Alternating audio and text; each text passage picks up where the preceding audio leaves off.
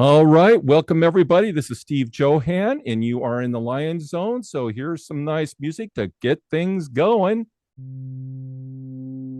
Empire Pictures presents a worldwide production, a global agenda film, Hellish House 5, Rise of the Judas Goat, starring Turncoat Trump and the entire DMC.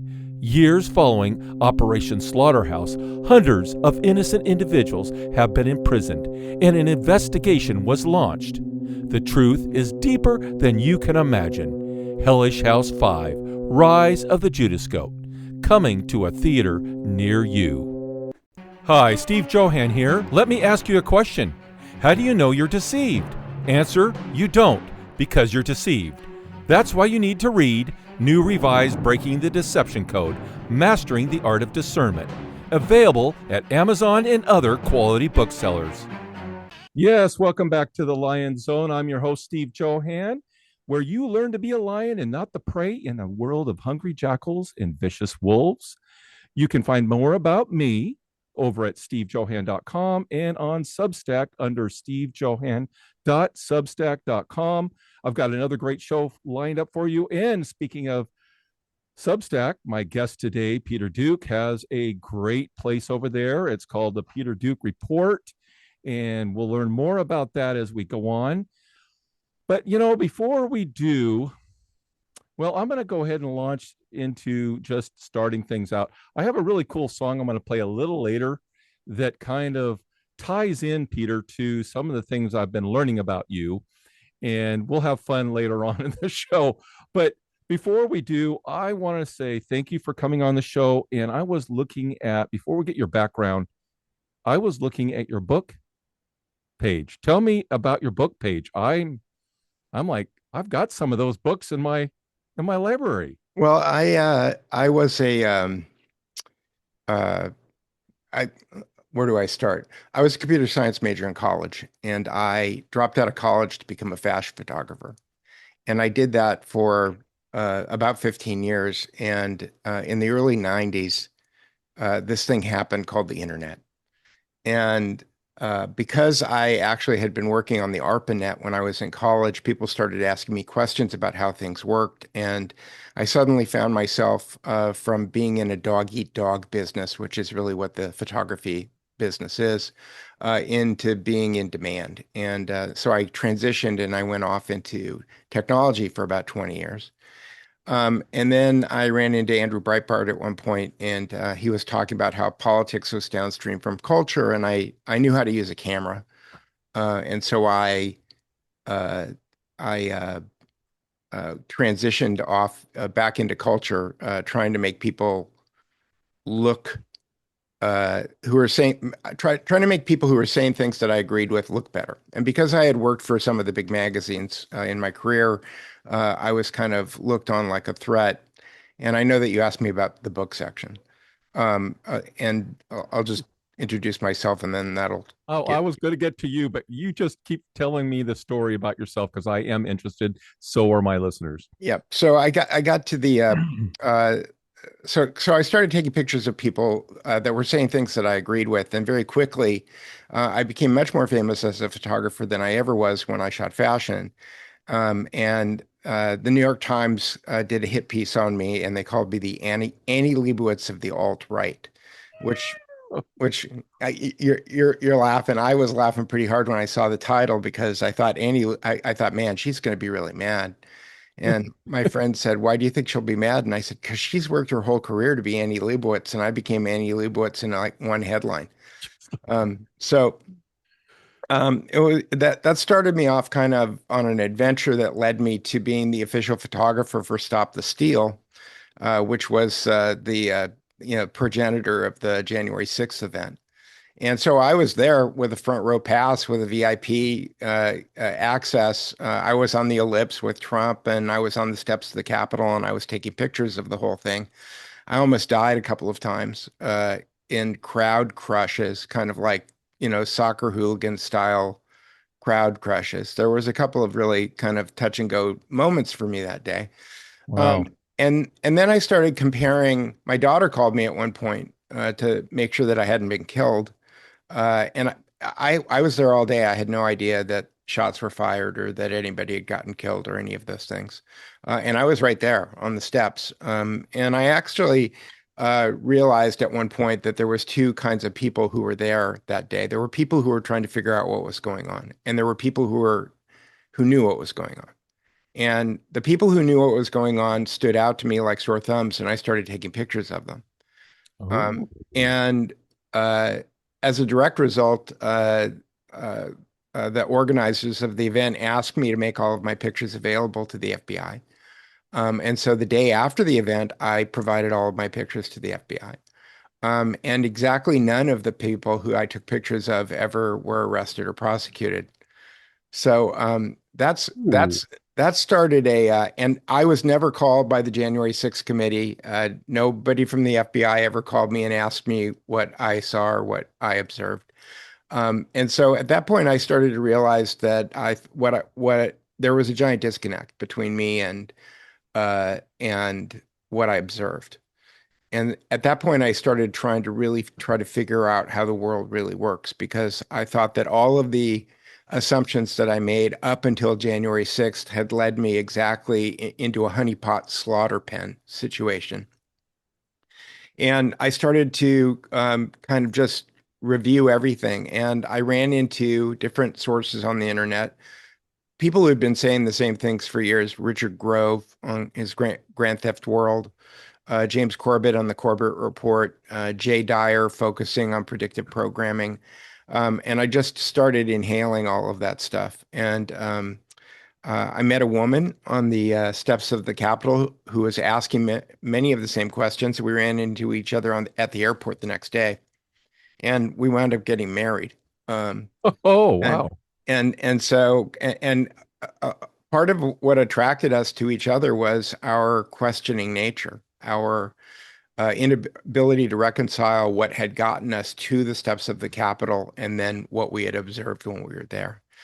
And so when I was listening to Richard Grove, he'd mention a book. Richard Grove he's got shelves of books behind him, and every third sentence he's talking about this book or that book. And I realized that there was no place on his website that he had a list of all the books that he talked about. And likewise, James Corbett didn't have a list of books, and Jay Dyer covered a lot of books, but he didn't really have a list of books anywhere. And so I just started collecting lists of books. And at one point, I thought it made sense for me to. I had another website. The Duke Report actually had a completely different function 4 or 5 years ago, but um, that's another story. What survived from the old website is the book section. And so what you'll find on the book section is about 900 books that are almost all by well-known authors, professional journalists, academics, that lay out in very kind of specific terms how the world really works. And none of these books ever wind up becoming New York Times bestsellers. They are never made into uh, uh, uh, Movies. movies or documentaries on the History Channel or any of those other things. And so, if you want to know how the world really works, there are places that you can go find out. It's just that they're very difficult. And I would say about three-quarters of the books that are on the Duke Report book list are probably either out of print, unavailable. And so for every book that's on the Duke Report, and it's dukereportbooks.com is where Yeah. you'll find it. I'll put a link in the description as well. Yeah. So for almost every book on the Duke Report books, um, there's a 1,500 word description, and I've taken the book, I've put it into. I was using ChatGPT, I'm using Claude now, but I put the book into a large language model, and then I do a 1,500 word summary of the book. I do a podcast using Notebook LM, which is Google's product. So there's a half an hour to an hour podcast that covers the contents of each book. Oh, If there are videos on YouTube or interviews with the authors who wrote the book, those videos are all linked. And sometimes I make video explainers using Notebook LM that are between 6 and 10 minutes for each one of the books. And I'm over 300 podcasts, and I think I'm over 100 video explainers at this point on the Duke Report section. So for every book on the Duke Report books, there's a 1,500 word explainer, and my thought process is this: I think people should read all these books. I also am a realist and understand that people's lives are busy, and there's a certain amount of time that people have each week that they can dedicate to reading. And I'm 69 years old. I don't have that many ticks on the clock left. And so I needed to figure out a way to maximize the way that I could figure things out quickly.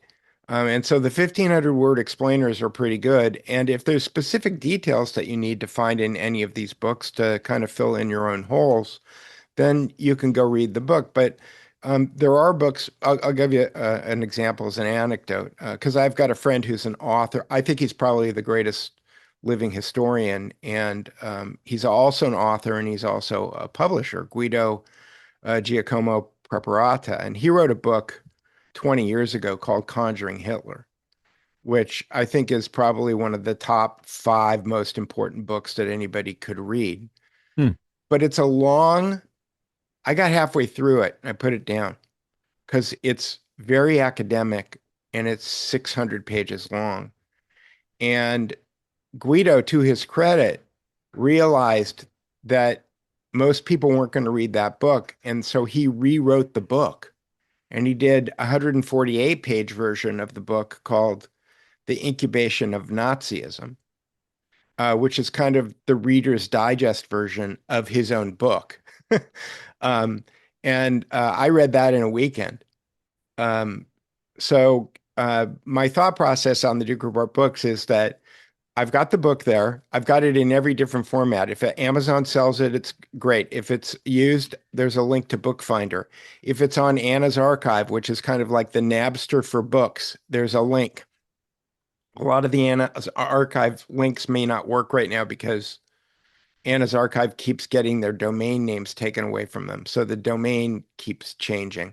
Oh, Um, but Anna's Archive is a great resource, especially if you're looking for stuff that's out of print or impossible to find in any other situation.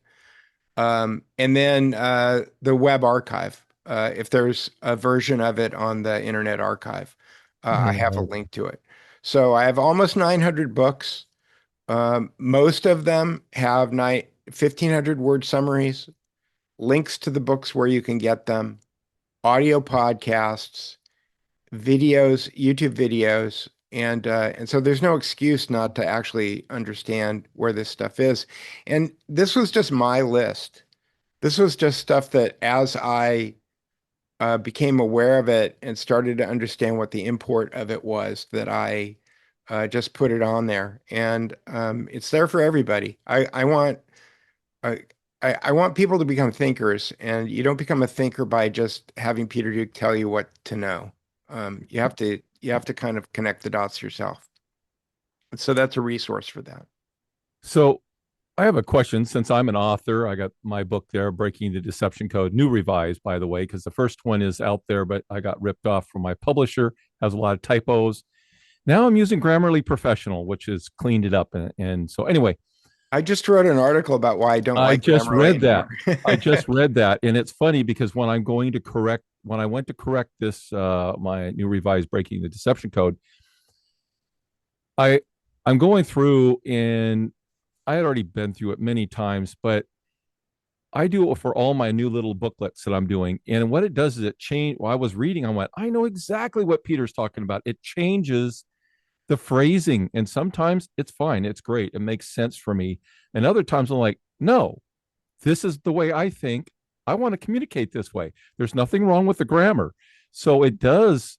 And also it'll say, because I'll use mankind, I'll use slave, I'll use these blind. It'll say, this isn't a politically correct word. You might want, I'm like, shut up. So you have to use that as a tool.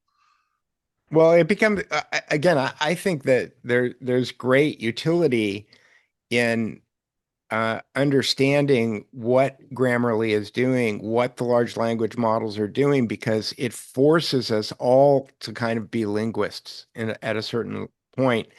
And linguistics is something that is not taught in K through 12. Epistemology is not taught in K through 12. There's a lot of stuff that's not taught.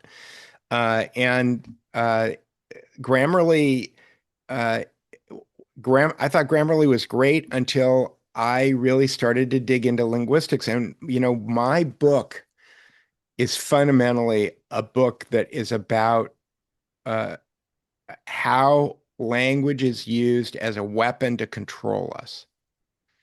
And I've become very particular about which word I use when I'm writing. I'm trying to be better about it when I'm speaking. Some things are easier to correct than others when you're 69 years old. But the cardinal sin of language is something that is called a nominalization. And it's where you take an active process and you turn it into a noun. You freeze it into an object. And Grammarly loves to nominalize. I'm going to use a universal qualifier here. Everything.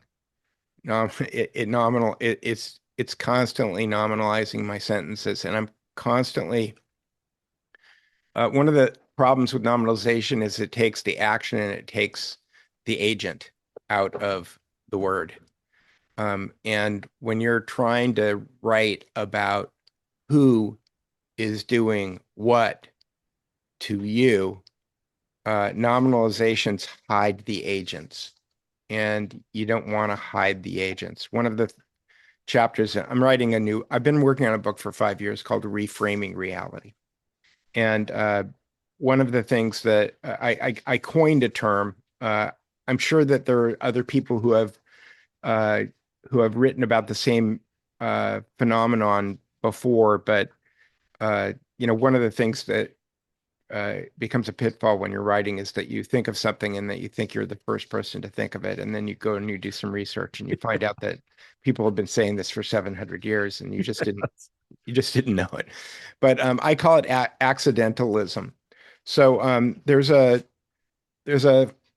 form of history, or I should say historiography, that we're all taught, which is that things like world wars happen by accidents because stupid people did dumb things, and oops, 200 million people died. I slipped on a banana peel and 200 million people died. And nothing could be farther from the truth. I think that there's an expression, all wars are bankers' wars. And I know that's a universal quantifier, but I think that it's I think it's a fundamentally sound axiom that you won't be wrong too much if you follow that. And so you've got a whole series of historians, from like Victor Davis Hanson to Karl Marx to Curtis Yarvin, who are all basing their entire philosophy of history on the idea that these things all happen by accident. I can't listen to these guys. Yeah. I can't listen. I've listened to them a few times, and all of a sudden I'm like, you're out of it. You don't even understand the basics of how the world system works. So, I think it's worse than that, though, because I don't think they are out of it. I think they're doing it with malice aforethought. Well, actually, Victor, he's a very pro-Zionist. So, yeah, I got it. Well, but Victor works for the Hoover Institute, and if you read Hidden History, one of the top books on my bookshelf, Hidden History or Prolonging the Agony. The Hoover Institute is where, or if you followed Anthony Sutton's career, the Hoover Institute is where the truth goes to die. Yes. Yes. So, I'm sorry, I didn't mean to interrupt. I was just that's okay. They're one of the they're like one of the feeder think tanks that put out the nonsense, that suppress and put out a narrative that isn't true. or is falsified. So Well, Herbert Hoover collected money from Americans during World War One, and while the war was raging, he was telling people that he was feeding starving orphans in Belgium, and he was actually feeding the German army, Herbert Hoover. And then after the war ended, he took the money to feed the starving Belgian children, and he hired out-of-work GIs to run around Europe and grab all of the official records of all of the governments of all of the defeated countries in order to move all of those documents to the Hoover Institute so that nobody would know who actually really started World War One.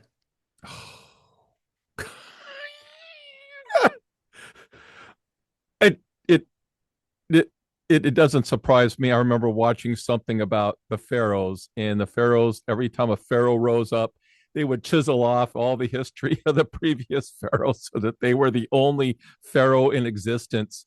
And the Hoover Institute operates much the same way. Right, right. That's the flip side of what history is written by the winners. Yes. History, I mean, and George Orwell called it the memory hole, right? And it was supposed to be something that happened in the future, but what they didn't tell you, and again, I've come up with what I call the four leading indicators of epistemological warfare for my book, and the fourth leading indicator is that the Library of Alexandria is always on fire.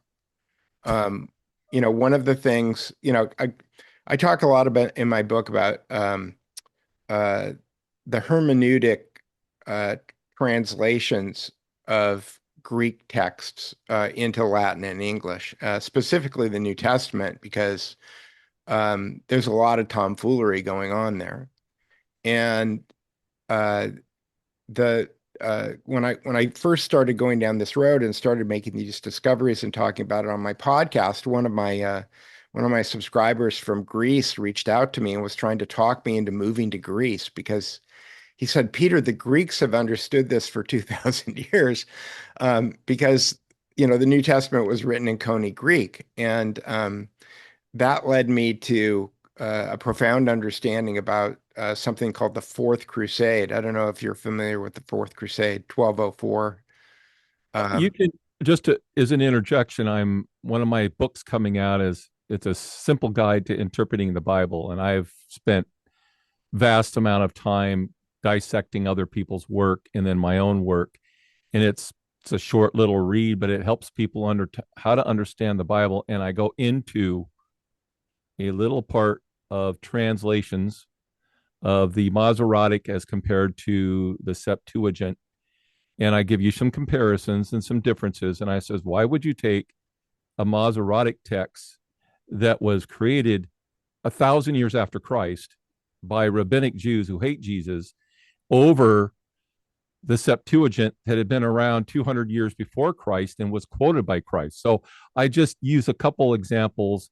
And yes, and my brother-in-law actually translates the scriptures into the Manica language. And that's been something he's been doing for years. He's a missionary. And we have discussions. And I'm like, brother, why don't you interpret this word properly? And he tries, but there are committees above committees above committees that do not allow these guys to interpret properly the You actual know what doesn't have a committee?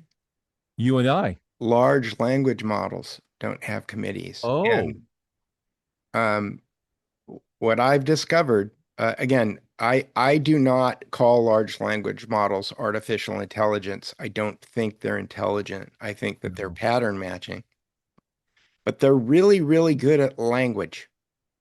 The one thing that large language models are really good at is language. And if you take an original Coney Greek source and you ask a reasonably good large language model, I have all the paid models because the free ones are not as good. But if you ask any reasonably priced a large language model to take any passage out of the New Testament, I stick with the New Testament most of Yeah. you just highlighted the problem with the Old Testament. Okay.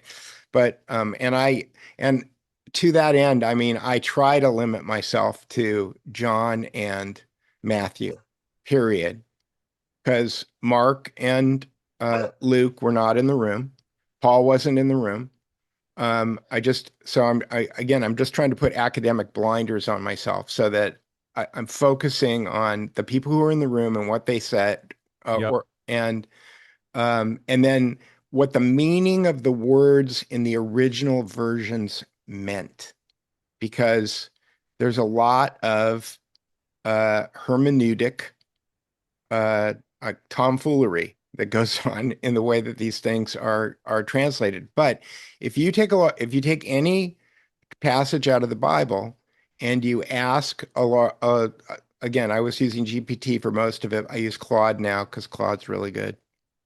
Um, and you ask it to do uh, an interlinear translation with no hermeneutics and specify a lexicon. I always specify the Little Scott Jones lexicon because there are lots of biblical lexicons and they're all hermeneutic. So I don't use biblical lexicons. I use classicist lexicons. Hmm. Okay. I want to know what the word meant in that time by the people who are using it. I don't want somebody who's interpreting it through a biblical frame. I just want to know what the word means. I'll figure it out. You tell me what the word meant. Okay, and I'll figure it out. So you ask for a interlinear translation, non-hermeneutic. You specify the lexicon. I specify Little Scott Jones. And then if there is more than one sense of a word, list all of them. So I don't want it to make its best guess about which version of a word it means. I just give me all of them and I'll figure it out myself. So if you do that, um, you'll discover a lot of things. You'll discover things that didn't seem to make sense before that may now make perfect logical sense. And that kind of led me on this road to discovery. But what started me off was Michael Jones' book, Logos Rising. I don't know if you're familiar with that book. I listen to Michael Jones. I have an ongoing argument in my head about his hardcore Catholicism, but I'm like, I like to get him on my show so I can point out some of the books I'm reading about what they did. But anyway, it wouldn't matter. So Yeah, I appreciate his. I fully No, no, no. credit. I I appreciate his work. I fully credit him, and he's the one who turned me on to onto the concept that logos and again, logos is the nominalization of all nominalizations because all of Christianity hangs on it, and I do believe John 1:1 is the most important idea in the whole New Testament, Yes. and it is the most misunderstood uh, uh, part of the entire New Testament, and it is misunderstood because it is nominalized. I'm going to bring this back full circle to nominalization. I want you to go ahead. Yeah, logos if you look up logos in the Little Scott Jones lexicon, there's 5 pages of definitions of it. It doesn't, I just came across one that says divine expression, and I went divine expression. no, Well, no, that's phenomenal. that's biblical hermeneutics. That's nonsense. Oh, okay. Go Okay. ahead. Okay. No, if you look up logos uh in the Little Scott lexicon, there's 5 pages of definition. It means to reason, to discourse. You and I are actually using logos now, okay? Because we're discerning, questioning, testing, weighing, and articulating, okay? And we're using that in order to move ideas back and forth. The paraclete is moving back and forth between us, Okay. okay? So we're using logos by virtue of the paraclete in order to move our ideas closer to truth, to the Father. Only through me do you get to the Father. Only Uh, through the logos do you get to the truth. Okay. And so logos is an active process. It is much more well understood instead of the word it's more like that which can be done with words. So in the beginning was that which could be done with words, and that which could be done with words was God, and that which could be done with words was with God. Okay.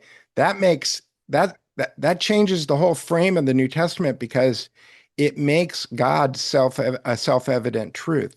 By virtue of the fact that you and I can think and speak about God is proof that God exists. Okay. I That think, therefore I am. Would you? that you're putting Descartes. I know. But That's a whole other. I don't know anything more Um, about. I'm just trying to. But basically, the idea of communicating. So Christ is the communicator.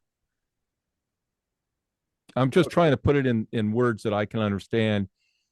well, I have a whole taxonomy, actually, I'm going to look it up. I have a whole epistemology that I'm writing about in my book. But to put it into a Christian frame, um, the The ability to reason, you were saying. if you understand that the word logos means the ability to use language in order to move ideas closer to the truth, okay, and that in order to do that, you need to practice discernment.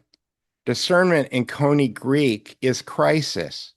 This is another word that gets turned into English as emergency. Okay. But you have to put your logos on the cross of discernment. Okay. And then you have to use agape, Matthew, the meek shall inherit the earth. Meek doesn't mean weak, cowering, powerless. Meek means reserved strength, like a war horse that's light on the touch, okay? Or an archer that's holding his bow, okay? That's the word of that's what meek means, but that's not what people are taught, okay? So Prouse is the internal strength that you have to not hit send on that email that you just wrote out of passion.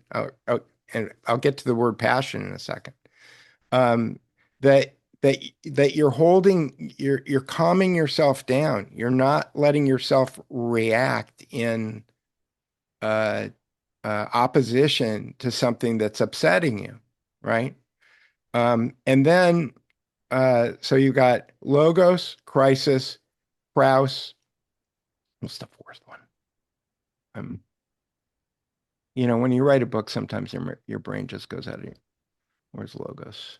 My notes.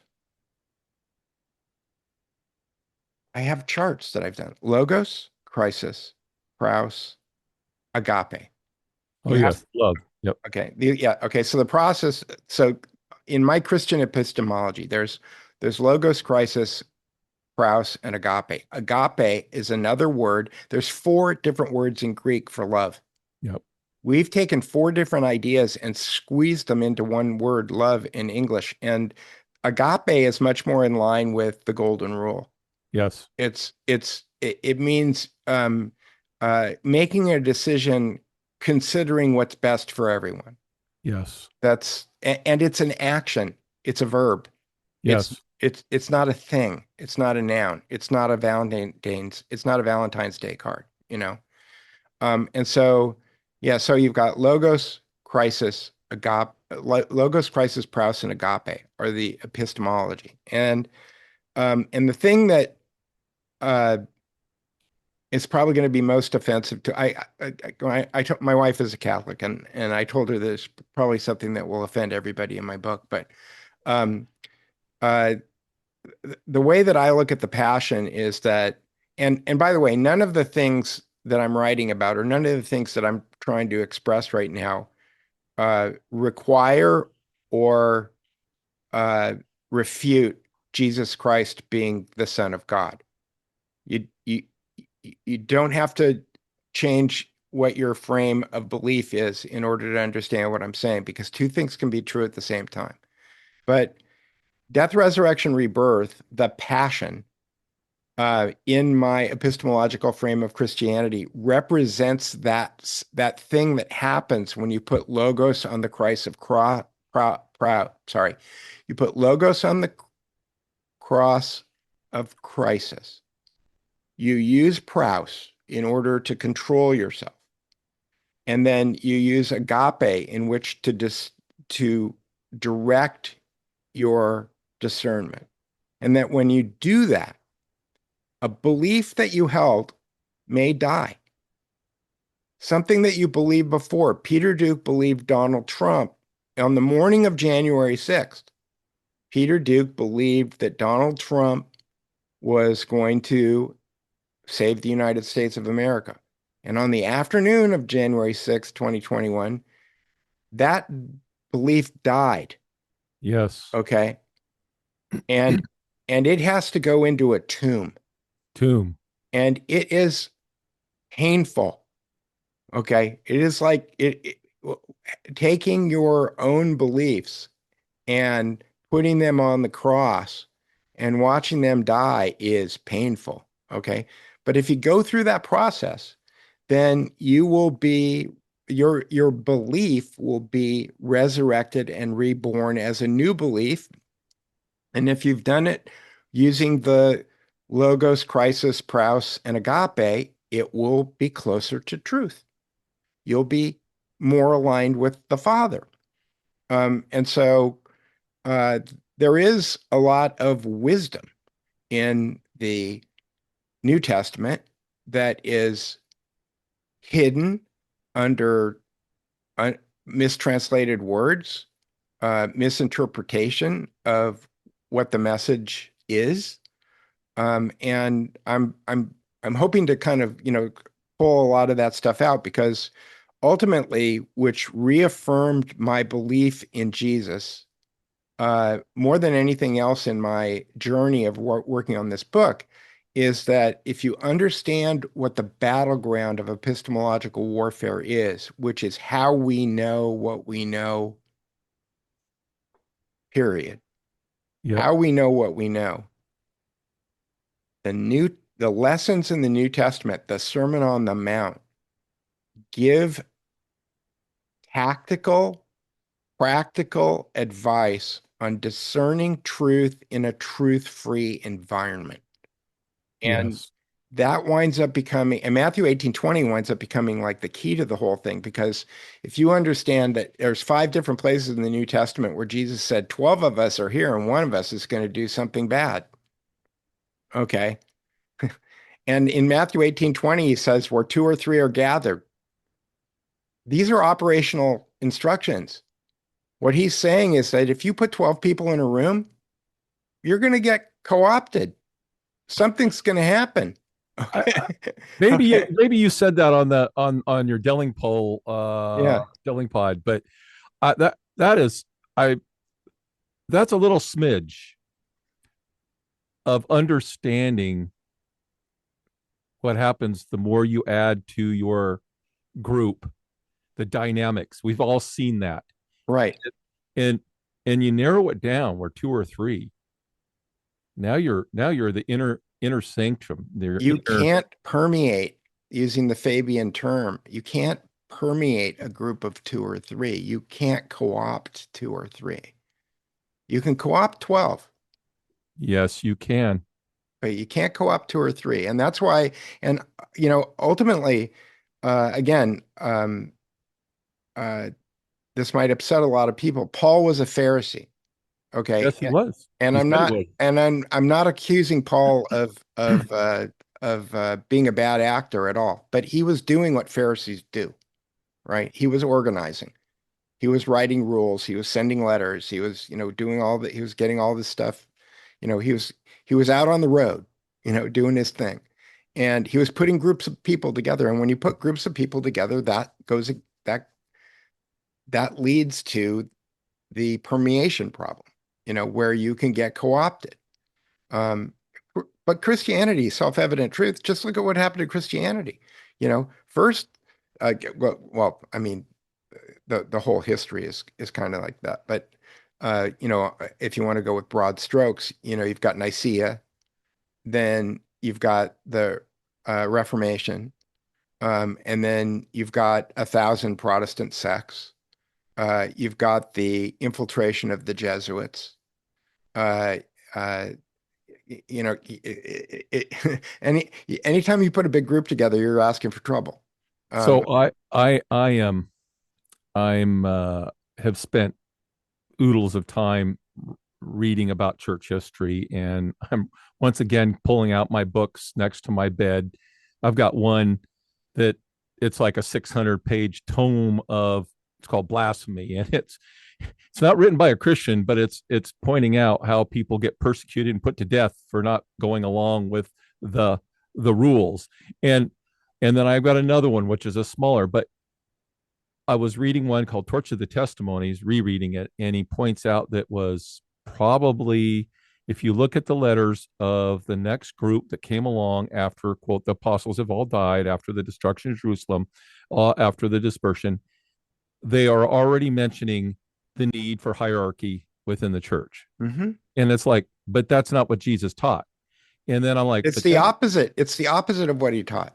and if you actually look at the book of Acts, what happened? I just finished it for the fifth time. My wife and I I'm read the I'm I'm Bible. reading. Yes, I'm going through it again, and I'm like, with this mindset that Jesus says, "Go into all the world." Boom. What did Peter and the rest of them do? They formed a council, and they had this cadre of power, and they didn't go out to the world. And then they started, the Judaizers that came from their midst went out and tried to start telling all the other new churches how to operate. And I'm like, my God, you had to destroy Jerusalem for more than one reason. You couldn't have the central power there. God knew this, but they got off track already. These are people that spent time with Jesus, and they got off track immediately. It's human nature to want to control, and and it's been in the script, it's been in the church ever since. And so then it rises up to the point where you and I, quite frank, I tell my wife, I'm reading, I just go, honey, I'd have been dead. I'd been dead a long time ago, Oh, because the I Lord would have been. I would would have have put been me on a dead. cross or Yeah, put me on a stake and burned me because I didn't go along with their agendas. right. Just so we are in a much better spot. Let's Right. And again, with the large language models, you can figure this stuff out. And one of the things uh, that's kind of a core part of my thesis in my book is that again, what led me down this path was simply asking questions like, Pharisee, what does that mean? What does the word Pharisee mean? Do you know what it means? I have not looked up that word, and I love to do word studies. So go Okay. ahead. Pharisee means the separated ones. And they name themselves after the epistemological reality of their methodology. And I just used a bunch of $3 words, so I'll explain that simply. Um, uh, I call it the double move because what I did is I did an analysis of the Pharisees, the Freemasons, the Jesuits, the Mormons, the Church of Scientology, and the Manhattan Project. And because I thought that they're all working on the same compartmentalized need to know ideology. And it turns out that they all have a lot of things in common. And specifically at their core is something that I call the double move. And the Pharisees' name is, they're named after the double move. And the double move is um, to claim an unassailable truth and then to put a boundary condition around it and to defend the boundary. Oh, yes. Okay. And so I call that the double move. What's interesting, what really kind of like turbocharged my research is that the Freemasons logo means the same thing as the word Pharisee. They have the same meaning. Okay. So when people say that the Freemasons are Jews or the Jews are in charge of the world or whatever they are, I don't know what label is in charge, but I do know what the epistemology is. I do know how they actually do what they do. And again, Matthew, if you judge them by their fruits, Yes. then you're going to be in a much better position than if you look at what their corporate positioning is. Okay. Um, the Freemasons logo is a compass and a square. What do you do with a compass? Compass in a square, you've created a box. You've No, no, no. created. You take a compass and you draw a circle. Oh, okay. Yeah, right, right. You create a boundary condition. Yeah, it's a boundary. Okay. And you use the square to determine who measures up to fit inside the boundary or falls outside the boundary. So the compass and the square actually have the same meaning as the word Pharisee. Oh, I got it. I okay. Yes, because here's the border. Here's the line. Yeah. If you step out of that line, you're no longer part of us. And inside this line is our us. Yes. And then the Our reality. reality. Thank you. Yeah. And then the that's the compass and the square is to see if because you put a square on a piece of wood or whatever to make sure it's and you're saying if you don't fit within this pattern, you're not part of us. You're profane in the words You're of the profane right. because set apart actually means And if you don't fall in the circle in the Pharisee, you're unclean. see holy means set apart. Righteous means set apart. Sanctified means set apart. But that's they took it and they built a wall around it and said we are the keepers. Right. So, but this double move is everywhere. Oh, it is everywhere. It's everywhere. It's what I call epistemological magic because in my frame, in my book, my definition of magic is taking a self-evident truth and wrapping it in a mystery and then claiming the authority to determine what happens. So if you think of a magician who makes an elephant disappear on the stage, does the elephant really disappear? No, but the only person who really knows where the elephant went is the magician, right? And so you're beholding to the magician. So, in the case of COVID-19, Fauci becomes the magician, right? They And draw, he is the doctor. Remember, he got the doctor, he's got the everything behind him, and he is now the yes, go ahead. okay, but COVID-19, Freemasons, Pharisees, they're all doing the same They're all thing. doing the same thing. Okay. Yep. The Mormons are doing the same thing. The Yep. Scientologists are doing the same thing. The national security state is doing the same thing. It's all the same. It's all the double move. And the double move just comes from the word Pharisee.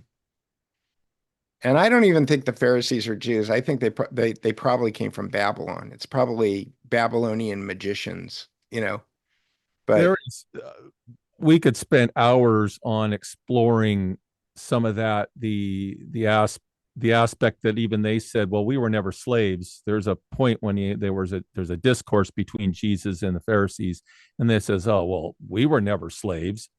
Well, hold on. The 12 tribes were slaves. So what makes that you? Well, that's where the Edomites and all this kind of thing steps in and the whole Esau and all that. But it's interesting. I want to backtrack for a moment. In my book, I talk about the need for wisdom and discernment. And I talk about the 12 stages of awareness. And I kind of used the model of grieving, the process of grieving, the 6 stages of grief. But anger, denial, bargaining, depression, acceptance. Right. So I kind of thought about that and then I created my own. And the first one is you're deceived. And so let me ask you, how do you know you're deceived? When what you perceive doesn't match what you know. Actually, there's only one question answer, and it's you don't because you're deceived. And Well, you have a wake up call, then you're no longer deceived. So what I well, point out is I can only use myself as an example, right. but on January 6th, when I was standing on the steps of the Capitol, I thought this doesn't make sense. Because I was there, I looked at and the people who were watching it on television are at a severe disadvantage. I was talking to people. My daughter called me to make sure that I hadn't died. And she was genuinely afraid for me. There were a couple of times when I did almost die that day, but I didn't almost die in any of the ways that people on television were being told that people almost died. Right, right. And so, I actually said, I was walking back to my hotel and she goes, I want to make sure you weren't dead. You didn't get shot or something. And I said, no, I was there. I said, nobody got shot.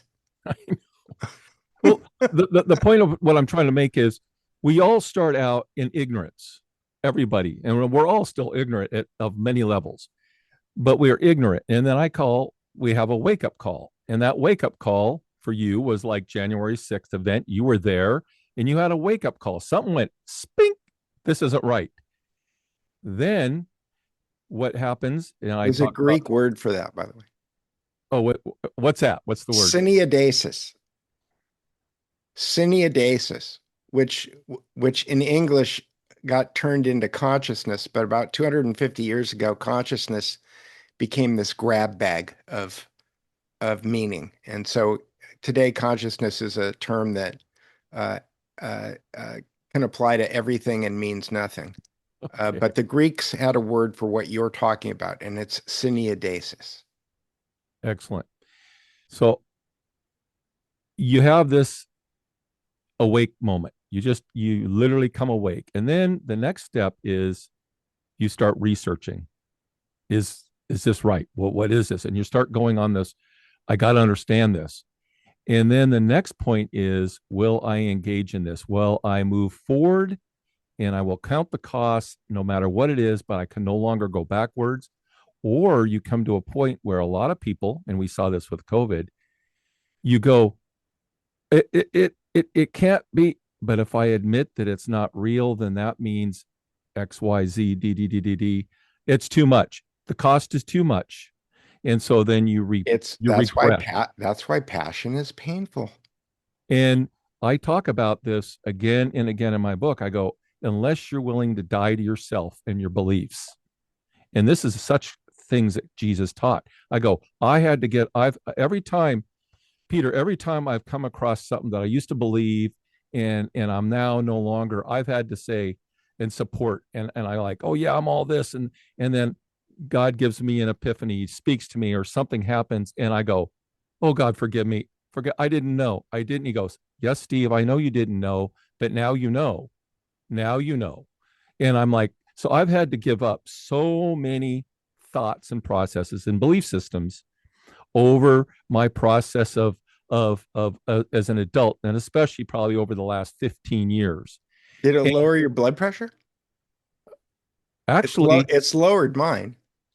what's What? interesting is I got the anger stage, I got this thing, I started telling everybody, and then what happens is I found peace. And you're right, I have found peace. I now, for instance, oh, war in Iran. I go, how do you know there's a war in Iran? Are you there? Are you standing in the ground? Oh, there was an accident. I go, were you there, standing there, watching it? No. So how do you know anything that you're being told is true? And then I go, I don't worry about that anymore. I give it up to God. I pray for peace, but ultimately, I am not allowing to cause me to get all excited and fearful because that's what the devil wants. That's what they want. That's And what I'm they now want. set free.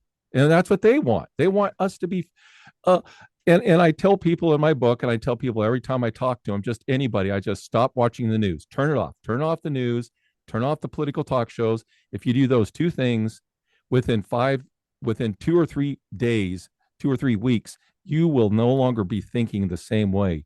You'll no longer wonder, go, I have to lock my doors. That guy over there, he might kill me. Oh, the terrorists are going to come and get me. I'm like, no one's going to come and get you. You are set free. And this is Yeah, a biblical principle. This is all that Jesus taught right. And it's available to you right now. right now. That you don't need anybody's permission. You you don't need to wait for Sunday. No, you You, don't. it's like you can do it. You can do it right now. And that's the genius of Jesus.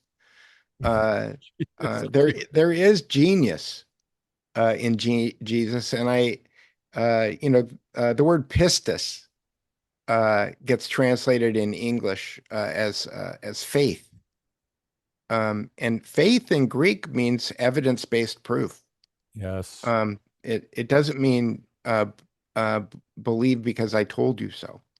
And in fact, one of the things that I write about in my book is I kind of open my book with a metaphor of a little girl who's walking along a stream bed with her mother, and she picks up a white rock and she asks her mother why the rock is white. And her mother says something about minerals. And the girl says, "Well, why do the minerals uh, make the rock white?" And this is my metaphor for explaining how logos is intrinsic in us. That we're all born with the ability to discern, question, test, weigh, and articulate. Yes. Yes. Yes. Okay, and that uh, uh, the metaphor that I use is that we're all born with this logos operating system, and that what winds up happening is that we get malware and bloatware and all of this other stuff loaded in on top of it. And the first double move that we ever experience before we run into religion or government or any organization is because I said so. That's right from your parents. It's the first double move, It is. right? It's and again, I'm not trying to make parents feel bad. I was a parent. I'm sure that I did it. That's my dog quickly barking. I lost a remote control to my TV yesterday, so the remote control is supposed to be delivered. So when the dog starts barking, you'll know my remote control is here. Um, I have no idea what happened to my remote control either. It's kind of weird. At least it wasn't Um, your cell phone. yeah, I don't know. But when you have a puppy, you don't know. Oh, that's true. So anyway, uh, yeah, so the original double move is you probably get from your parents. But if you learn how to recognize that pattern, to your point about looking at news or social media or any of those things, the same thing happens with linguistics. Again, like I said, when you start to write things, you think that you're the world's smartest person and you just had the best or most original idea, and then you realize, oh yeah, somebody else said that. Uh, Stuart Chase wrote this book called The Tyranny of Words in 1938. And he was looking at it through a semantics lens. But what he realized is that, and this is before linguistics is a relatively new science. I believe that there's a reason why certain disciplines get lots of money for universities to teach people and other ones don't. Mm. I think I can't tell you. I've been studying epistemology for 5 years now, and I could not tell you off the top of my head which university in the world has the best epistemology department because there probably isn't one. Yes, you're right.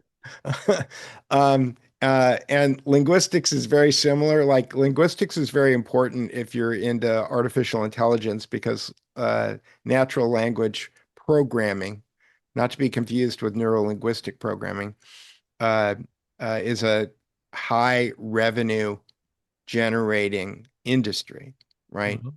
But the problem with linguistics is that, and what you find in linguistics, when I first started learning linguistics, I was taking an online course from this hypnotist, and he said, "Why do you want to learn hypnosis?" Because linguistics is tangentially associated with linguistics. He said, "Do you want to be a therapist?" And I said, "No." And he said, "Well, do you want to do self-help? Are you trying to lose weight? Are you trying to quit smoking?" And I said, No." And he said, "Well, why do you want to learn hypnosis?" And I said, "Well, I want to learn how the media and politics uses it in order to control us." And he went, "Pfft." Goes, "That's really easy." And I said, "What do you mean it's really easy?" And he goes, "They all use the same pattern." And uh, I I was dumbfounded by his kind of glib, dismissal of what I was looking for. But he was right. There is a linguistic frame called the cause-effect complex equivalency. Um, it the way that I remember it is two words: uh, means and because. X means Y because Z. Means and because. Okay, X means Y. Because Z. You need to get the COVID-19 jab because it will prevent you from getting the disease and spreading it to others, and you don't want to kill your grandma. Yes. Okay. One is a cause and effect. You get the jab and it prevents you from getting the disease and spreading it to others. That's the cause effect. And then the complex equivalence is, and you don't want to spread it so that it kills your grandmother. Okay. I use that example in my book about how it's funny you're talking about this because I don't even know these things that you're talking about, but I put this stuff into my book, explaining it in my own words, how they did what they did because I use that example and I even showed you examples that came from the medical world that my wife got, how to talk to your patients. And I go, now here's what I in my book I point out that here's what the who's the guy at the top there, doc C. Everett Koop was the guy. Oh, the Surgeon General. Okay, Surgeon General. I got a copy and I put a portion of it what they wanted to do. They were all afraid that you weren't taking the jab, you weren't going with the program. So I put that in there. I show, now look at the wording. Now watch how it got played out. And then I stepped it down and showed you, here's the top job. They gave you the orders. Here's these locals that are carrying out their orders. And they're using these terms just as you saw. So I'm showing you where the chain of command comes from. And they had this all written out. This stuff and I go, why would the Surgeon General? Oh, because he's overseeing an army. It's just like, got to put those things together. Why would you even have a Surgeon General? Oh, because he actually works for the military, and he's back to what you're saying. So when I listen to the news, tell me use an example of when how. Well, a cause effect. What politicians and talking head pundits will do is that they'll say, this happened, this means this. And it means this because that. Okay. Means because. And what's interesting about the means because formulation is that if you learn how to recognize the pattern, you don't have to be an expert in whatever is being talked about, because it's kind of like on Christmas, you can look under the Christmas tree and you know which box has the board game in it and which box has a BB gun in it. Okay. You can look at the Christmas tree and you look at the boxes under the tree and you know which ones are in which boxes. The thing about learning linguistics and starting to learn the patterns is that the shapes of sentences start to look like the presents under the Christmas tree. You can look at something and you can go, I don't know that much about vaccines, and I don't know much about virology or the efficacy or any of those other things, but I know what bullshit looks like. Yes. Okay. Yes. And that looks like bullshit. Yes. Okay. That's how I look at it. Yeah. Bullshit has a shape. Yes. Okay. Okay. Yes, it does. It's the package under the Christmas tree that stinks. Okay. And so if you learn a few basic and the easiest I'll give you some basic blocking and tackling. Yes. Noam Chomsky, when you and I were born, published a book called Syntactic Structures. And what he said in this book is that in order for Steve to formulate a sentence, Steve has to take Steve's entire view of the world and then squeeze it down into a few words that Peter and the people watching this podcast will understand. Because if Steve takes everything that he understands about the world and tries to fit it into a sentence, this podcast will never end. No one will watch it and nobody will understand what Steve is talking about. So the processes that Steve needs to do to his own perception of the world in order to squeeze it down into the words that will fit out of his mouth and go into Peter's ears is that Steve has to delete, distort, and generalize his view of the world in order to fit into a sentence that's coming out of his mouth. And if you understand that all human beings are deleting and distorting and generalizing their perception of the world all the time in order to be able to have civil communication with other people, somebody who's highly trained can listen to the words that someone is saying and formulate questions that will reveal whether or not that person is deleting, distorting, or generalizing whatever it is that they're saying. I was talking to from Germ Warfare and James Delingpole about this, and I said, you guys are professional interviewers. You do this for a living, right? So you may not realize that when you're listening to me talk and you're trying to formulate what your next question is for me after I finish talking, but what you're really doing is you're analyzing whether or not I'm deleting, distorting, or generalizing. And then you're trying to figure out a question based on what you think Peter deleted, distorted, or generalized. And so that winds up becoming a tool that you can use because if you're listening to politicians or talking head pundits or people who are having political rhetoric, it provides a gateway into their what Noam Chomsky calls their deep structure, how they actually perceive the world. And that winds up becoming a tool that you can use to kind of find your way to reality through what other people are talking about. I so is he saying that because when we're having a conversation, before the show, I spent like an hour, 2 hours writing out different things that I wanted to talk.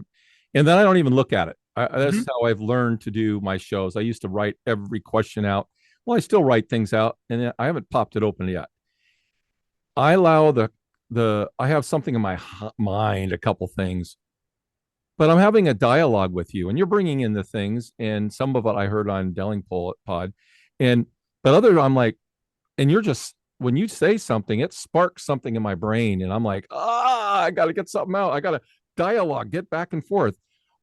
I don't, I'm not consciously thinking about what he isn't saying, what he is saying. I'm just point blank, just having a conversation. And I don't know you other than what we're doing right now. So I don't go in there trying to examine. That's the difference between a hypnotist and a person having a normal conversation. People say, "Are you a hypnotist? Are you hypnotizing me right now?" And I'll tell you when I'm using hypnotic language. But the reality is that if you understand that what a hypnotist is doing is actively listening for deletions, distortions, and generalizations, it requires a lot of mental effort. Okay, you're not just listening. Okay, Oh, you're listening with malice aforethought, and right. okay, and that's why the difference between a hypnotist who's trying to help you lose weight and quit smoking and a pickup artist who's trying to get you into bed, is intent. But they're using the same tools, which is why I recommend, there's a book that I recommend by Neil Strauss called The Game, which if you're going to read this book, Steve, read it with your wife. Okay, because if your wife picks it up and catches you reading this book and you're not reading it with her, she'll get mad. But I think that I do think it's a good book for couples to read because and I think that Neil Strauss, I mean, just based on the person who wrote that book. I think that you have to have a certain amount of sociopathy in your personality to be able to uh, do what he did and write that book. I think that you kind of have to be a sociopath. Uh, So but that said, I think it's a valuable book if you can get past the lurid depravity of the premise of the book. I get what you're saying. I remember I had this little booklet a friend of mine gave to me. We were down and I was visiting a friend years ago, back in my single days, and we were talking about girls and whatever. And he said, "Steve, you talk too much. You got to ask more questions." And I go, "What?" That's good advice. And I said, "Okay." So we had gone out to some place and we stopped a little 7-Eleven in the little town, went inside, there was a girl. And I says, "So what are you looking for?" And she's just standing there in front of the pop, section. "Oh, I'm looking at this." Oh, and I just started asking her one question after another, after another. And my friend was doing the same thing. And then we walked to the front. We paid for our pop. Well, the next thing you know, she's coming out and she's hanging out at the car asking us, "Hey, were you from around here?" And all it took was me to ask a number of questions. Yeah. And Asking questions is again, but it's rapport building, it you was, know? and that's what I've learned. It, we had no malice. We're going to pick her up. But he was saying, "Steve, it's about rapport building." So I used to do sales to sell my business, and it was about building relationships. And you come in, you just ask lots of questions. And that's why I like having you on. I'm asking you questions. I want to learn. But you're telling me that a politician or a well-trained interviewer or someone from the dark side can use that tool to pump you and then control the conversation, get you to how does that work? Because So if you understand that there's a lot of pieces, contextual pieces that people leave out of language, because and again, this is something Grammarly does. It drives me crazy. Um, there's a lot of context in language that is unsaid, and that it depends or requires the person that you're having a conversation with to have the context for what you're talking about to fill in the blanks that you're not expressing. So what politicians will do is that they will use slogans like hope and change, or they will use or make America great again, yes, or trust the plan. that's the plan. Okay. These expressions have holes in them that you can drive a truck through. And what happens is that people who are enamored with whatever the persona is that's being portrayed by the person that they are attaching themselves to, Barack Obama, uh, Donald Trump, it doesn't matter. They all do the same thing. Then people will fill in those holes with their own beliefs, and those beliefs will wind up marrying to the image of that person. Yes. So, so Donald Trump becomes the savior. Barack Obama becomes the savior. The Okay, Cyrus. He's going to be Cyrus. He's like, yes, I saw right. that. Yes. Okay. So so that's the opposite. So there's the meta model, which talks about how people delete, distort, and generalize. And the meta model requires the recovery of the deep structure by asking questions. So if somebody is deleting, you ask about the deletion. If somebody is generalizing, you narrow their focus. If somebody is distorting, you get them to be clearer about whatever it is that they're saying. Okay, it's really not rocket science. And in fact, uh, I think that it could be taught to eighth graders. And I think that if you did teach it to eighth graders, you could probably change the world it's because it's not possible to become an active listener and not be a critical thinker. That's one of the things that's a benefit of learning these linguistic patterns is that it's not it, it becomes an impossibility to become aware of the way that language is used and not be a critical thinker, because you see how the Tinker Toys are put together. And it leads to the questions that wind up making people into thinkers. So the opposite of this meta model is something called the Milton model. The Milton model is named after this guy, Milton Erickson. Okay. And Milton Erickson was this amazing hypnotist who developed a lot of people think that hypnosis requires what they call somnambulance, which is putting somebody into a sleep-like trance.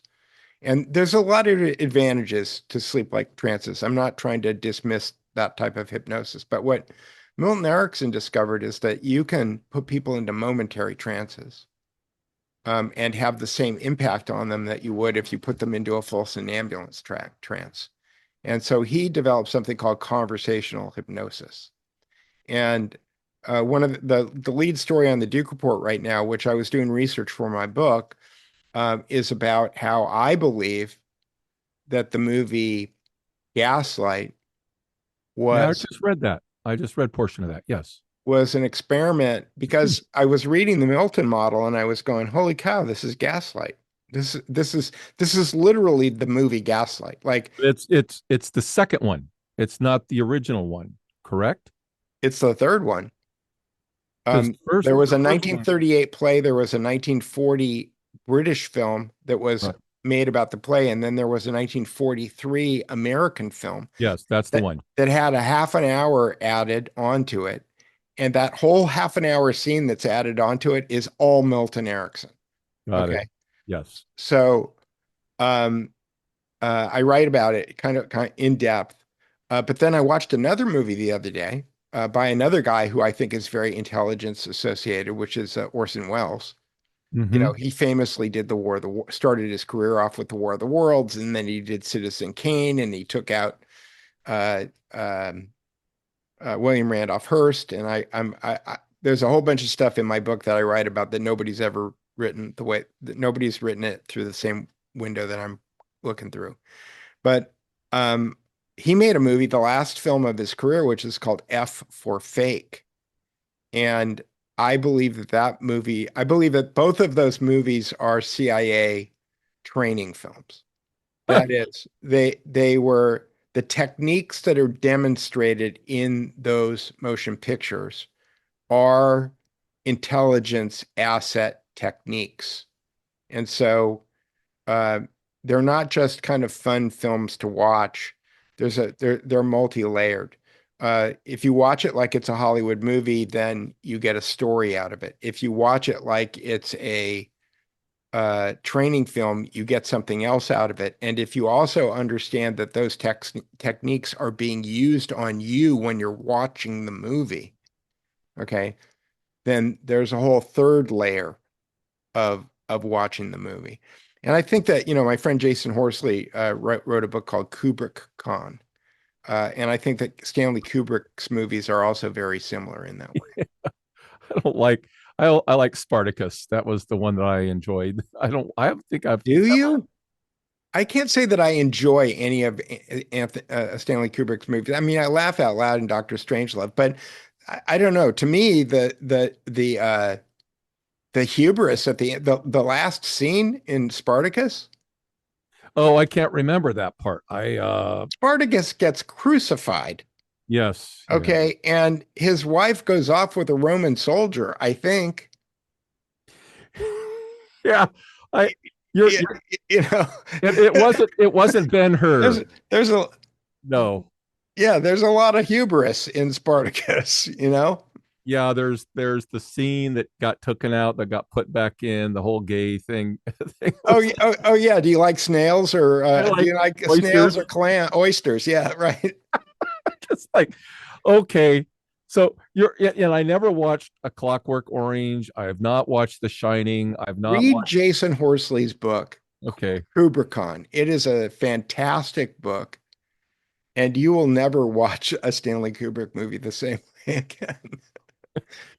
That doesn't mean that I don't watch his movies. I do watch his movies, but I have to be in the right mood, you know? Okay, so is there? I'm a big movie guy. I do watch certain movies, and I call them film noir style movies, but the writing is in such a fashion that really, I just watched Point Blank the other night. It's a late '60s I crime don't know that drama. I've ever seen it. Okay, it was, the late '60s, mid '60s into the '70s was the rise of the anti-hero. I mean, that was the new move of the criminals. You want to get the criminal, you want to see the criminal get away. I mean, he Well, gets those are called, yeah, those are called, what are they called? There was a whole series of those movies and they were made after World War II and they're called, and I'm trying to remember, I think it's Horsley who wrote about it. I'm trying to remember what it's called. Keep going. I'm interrupting you. I'm anyway. sorry. It is very stylistic in its approach of the film moving around, of one thing happening and then the next thing happens, and you're like, very interesting, the techniques, and you get kind of mesmerized with what they're doing. And then I was watching, the one that really hit me was the movie Candy, which is kind of a nasty movie. But I was watching somebody's podcast and he was breaking it down. He's going, here's what's going on in this room. Now look what's going on. This is an MK Ultra situation going on here. And they're plugging them in and they're using this. And she's running away. And I'm like, oh, this guy's breaking it just like we're talking. He's breaking it down so that you can see that the writers, the producers, the directors are trying to mesmerize you through. But is it the revelation of method as well? Are they just pointing out to you and I? That's what Michael Hoffman talks about. Are they just trying to say, for those with eyes, hey, we're just I pointing out how we work this system? Yeah, yeah. Michael Hoffman calls it truth or consequences, where the idea is that if they reveal what they're doing, that it's on you Yeah, I because thought, yes. Okay. you let them get away with it. But in the case of predictive programming, I think it's even more insidious because I think it's almost like an inoculation if you believe in inoculation. There's a lot of people who don't even believe in them anymore. I don't. But if you understand that, the examples that I give in my book are Neil Stephenson and well, H.G. Wells and Neil Stephenson. But Neil Stephenson wrote about the metaverse. He wrote about the financial downfall of the United States of America and the creation of anarcho-capitalism with a common economic protocol. And then he wrote another book called Cryptonomicon about digital economies and how they're controlled by the mafia. They're controlled by people who have what Max Weber called a monopoly on violence. Which I think is what the which is what the symbol, the fasci, actually is. It basically means Lincoln. we have the monopoly on violence. Yeah, because Lincoln, when you go to the Lincoln Memorial, he's sitting there, Yeah, he's got the fasci, and they're telling you, we rule the world, and right. we're going to use violence to make it happen. But we have a monopoly on violence, and we're going to Yes, use we it. do. We Yeah, do. we have a monopoly on violence, and we're going to use it. Yep. That's what the symbol means. Yep. Um, and so, But we were talking about the movies. right. So Of, what happens is that uh, you you read a book like Snow Crash, and it's a cool book. Like I liked the book. I thought it was really cool. John Carmack liked the book, and he thought that he wanted to build the metaverse. And so when he wound up becoming the director of technology for Meta, he kind of fulfilled something that he talked about in 1993, 92. Um, and and so what winds up happening is that it becomes normalized to us. We think that, oh, this is the direction that humanity is going to go, and there's no agency about it. It winds up becoming this accidentalist mindset where you think, oh, well, this is just the way the world is going to go. mm, And so you're normalized to the idea of it when it starts to happen. And when that happens, it defeats your logos. It defeats your discernment, your questioning, your testing, your weighing, and your articulating. So Okay. I talk about that in my book. I call one of them is accidentalism. You call it accidentalism? I call accidentalism, and I think the other one is Because I put accidentalism in my book and I thought I made it up. See? yep. And I think the other one was determinalism or something like that. In other words, if you think, I have a whole section, I go, if you think that anything is by accident in the world of politics, the world of world affairs, you are blind. You're blind. You know who said the same thing, though? What's that? You know who said the same thing? Go ahead. Franklin Delano Roosevelt. Yeah, as a matter of fact, uh, Gerald Ford. I got a quote in of Gerald Ford saying, "If you think, basically, I'm going to paraphrase it now. If you think anything is by accident in politics, you don't understand politics." Right. And so I quote these guys that are well known, and whether they be good or bad, it doesn't matter. They're telling you right off the bat that there's nothing by accident. And I go, there's no such thing, because I have a buddy who's like, well, we just, the British, they set up Israel and they didn't know what. Like, shut up, come on. And now he's finally coming around to realize this is all planned. I go, read the Kalergi plan, read some of these basic tenets of the way they operate.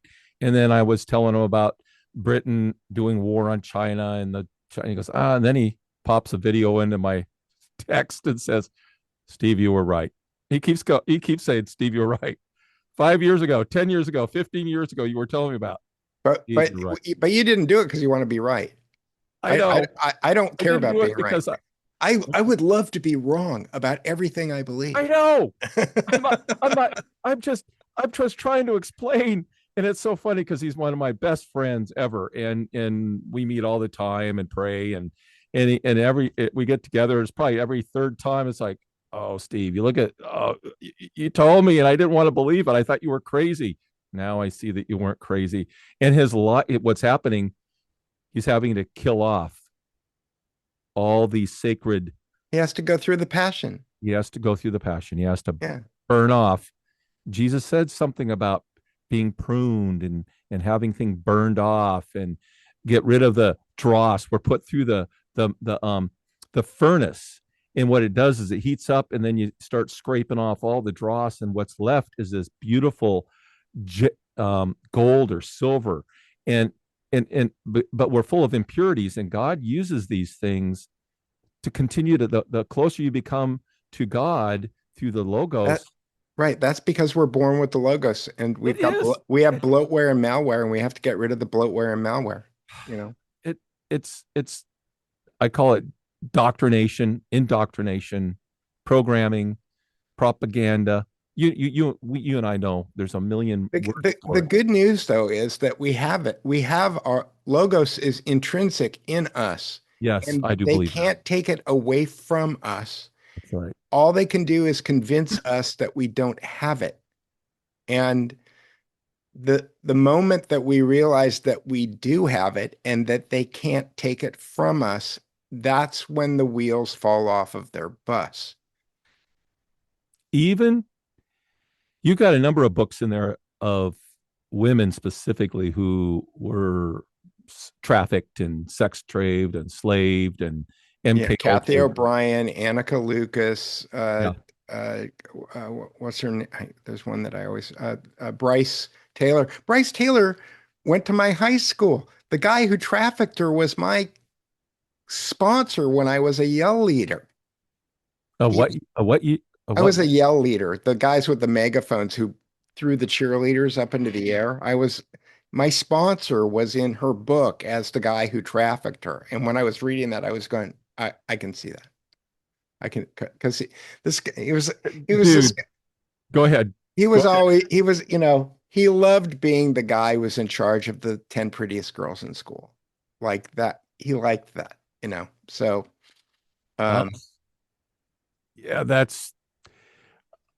Dude, I'm 66, going to be 67. You said you're 69. Right. I grew up in a little town, Ferndale, Washington. And my high school had some pretty nasty stuff going on with teacher and students and things like this. And I look back and I go, oh my God, when you're a teenager, you're just going through it and you're partying, whatever. But then you're like, oh, oh, oh, oh. And this is a little teeny town. Right. Well, I grew up in the San Fernando Valley, which and my mother worked at Rand. Horn Valley. Um, where the porn industry was invented, right? And where they had a nuclear reactor a block from my middle school. We called it junior high school back then. A block from my junior high school, there was an undocumented nuclear reactor that Rockwell was running. It's like there was all kinds of things going on in the San Fernando Valley all around me, and I had no idea of it. No. I mean, I think sometimes we are. So this brings me to a point I was going to talk about. You and I tread in a lot of darkness, and a buddy of mine, who does deliverance and that kind of stuff in the spirit realm. He said, Steve, when you enter into it, you need to know that you're going to be faced with a lot of stuff. And he says, I've got PTSD because I've had to deal with lots of weird people under possession and dealing with their stuff. And he said, it's not easy when you get down into that level. And it's interesting because I got into it, didn't expect to go down this rat hole like you, but it has only actually enforced my faith, and it's allowed me to see the light much clearer and brighter, and to recognize I'm not in their sandbox. I always tell everybody, if you don't, I used to spend time around people that were in the 1% world in the motorcycling realm. I had a podcast, and so we talked to everybody, and they used to tell me, Steve, there's business talk and there's normal talk, and whatever's club business is club business, whatever isn't. And we won't tell you anything about the club business because you're not part of our club. And I realized, okay, so ultimately it's the double move. It's the double move. And then I realized that's the same thing with gangs. It's the same with everybody. If you don't play in their sandbox, they don't really care that you exist. It's when you step into their play box and you want to play in their sandbox. Perfect example is the Freed, the bank fraudster guy, Benjamin Freed or whatever his name. He was down there, and Sam Bankman-Fried. Okay, he was ripping people off and doing everything, and then he ripped off some of his own people. And that's the reason why I believe he got caught and taken to task. It wasn't because he was doing what he was doing. It was because he went after his own group and started doing it to them. And it's like, dude, Bernie Madoff, same thing. He went after the wrong people. He went into the inner circle and he started doing it to them. And they're like, dude, you just stepped over the line. The rules. It's enforcing boundary conditions. And so when people get caught and hung up to dry, it's because they didn't stay within that control mechanism. You and I, we're free agents. We're just floating around. We're not part of that world. And I don't worry about my life. I don't worry about somebody swooping in and crushing my door. And by the way, the January 6th, I have sat in on seven different individuals who were arrested for that day, who went to jail, who were in prison, and they did get out because of the pardon. But I've sat in and listened to those interviews because I produce another show, and every one of them, except for maybe one of them, all were just like bright-eyed, bushy-tailed, didn't know what the heck they were doing. They just kind of got drugged right into it. Next thing you know, somebody's banging down their door at 6 a.m, FBI taking them away in handcuffs, and they didn't have a clue what was going on. I was really good friends with Enrique Terrio. I was a photographer at the time, and I shot his photographs because he ran against Donna Shalala for Congress. Donna, Council on Foreign Relations, Shalala. But he thought that he could win because he was Cuban and he lived the district was predominantly Cuban, and he's well known in the Cuban community. And, I like him. I think he's a good guy, but I told him, I said, you've got a problem with the Proud Boys. And he goes, what's that? And I said, your initiation is being able to name 10 breakfast cereals while people punch you. So if you want to join the Proud Boys, you go into a bar, they get you drunk, and then your initiation ceremony is that a bunch of guys surround you and they start punching you, and you have to name Captain Crunch, Cheerios, Yes, what yes. you have to name 10 breakfast cereals. Okay. It's not a really high bar. Okay.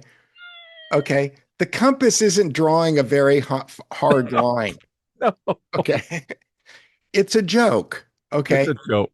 Because it started out as a joke. And he goes, what's wrong with that? We just have fun. And I said, you're going to get set up. You're Yes. going to get infiltrated. Okay. You're going to get used. Okay. Because the conventional story about you guys is that you are brown shirts. And he goes, I'm half Cuban. I'm half black. I said, it doesn't matter. And he wound up in jail, That's it. you know? That, And I said to him, I said, you don't take your initiation very seriously, you know? So yeah, so you have to be careful. Look, Steve, the day that you have 1 million followers is when they start looking at you. yeah, you're right. You're Okay. you're right. And Okay. anybody now, I know a couple of the guys I like to watch, they're in the music and they just interview, and I'm like, they're just doing entertainment. But your mind back to that compass and square. So I listen to a couple shows, and the shows are focused on outing pastors that do dastardly deeds. And the Bill Hybels and the guy that formed International House of Prayer, and these guys are just serial adulterers, molesters, you name it. None of them have gone to jail. One guy did actually, but the rest of them are all out, and they have their little followers. And I listened to an interview yesterday, and they have their little clingers that they support these people even after they've been proven 15 times over that they're guilty for what they did. Mm-hmm. But the circle of that church, the hierarchy, builds a structure, and it protects its leaders Mm-hmm. against all outsiders. And they do everything. They spend millions of dollars to protect. And it's like all these big names that you could start naming off, they have this circle, and they pal around together. They go to the same conferences together. They get each other on each other's platforms, come to each other's churches. And it's a compass and square. It's the identical. It's the Pharisees. It's the Pharisees. Okay. It's the It's the Pharisaic. same thing. It's the Pharisaic pattern replicating itself over and over and over again. So That I've seen this so I used to think Eric McTaxis was a pretty cool guy. And then he's like total Zionist. And I'm like, ugh. And same thing with Franklin Graham. And as a matter of fact, I've got some things I've made fun of him. But then I'm like, you put on I think it was on your website, something Naomi Wolf. And I remember a couple of times I listened. Naomi Wolf she's a Rhodes Scholar. That's right. And I'm like, and then all of a sudden I'm like, oh, she's appearing on Eric McTaxis. Oh, she's partnering up with Eric McTaxis. And this one's and this and this. And I'm like, it's all part of the same thing. They're all part of that little Cory Booker, Lena Wen, yes, George Stephanopoulos. They're all Rhodes. Bill Clinton. Uh, and they cross over and they get their platforms and they get the handouts. They're made men. They're made men. They make them. I'm convinced after I read Syntactic Structures by Noam Chomsky, I'm convinced that he did not write Manufacturing Consent. And the reason that I'm convinced of it is that I think Edward Herman wrote it, and they put Noam Chomsky's name on the book because they needed to make him famous for something else. Oh. Because Syntactic Structures is a skeleton key. It wasn't complete, but it was enough of a psychological reference to how human reality is framed that he was giving away too many of the magician's secrets. and because I believe again, I think that Jesus understood this. I don't think it's a new problem. I think it's 2,000 years old. Okay. I think that he was specifically showing how to undo epistemological warfare in his practice, and that Noam Chomsky was giving away too many secrets.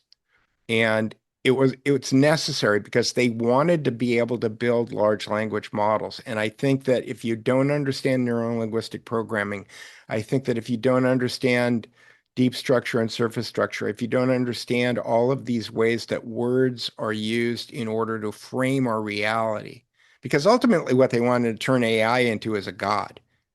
They want to create a new god that is the AI god, which is why they've branded large language models as artificial intelligence. They're pattern matchers. They're really not. It's the same technology as autocomplete in your address bar.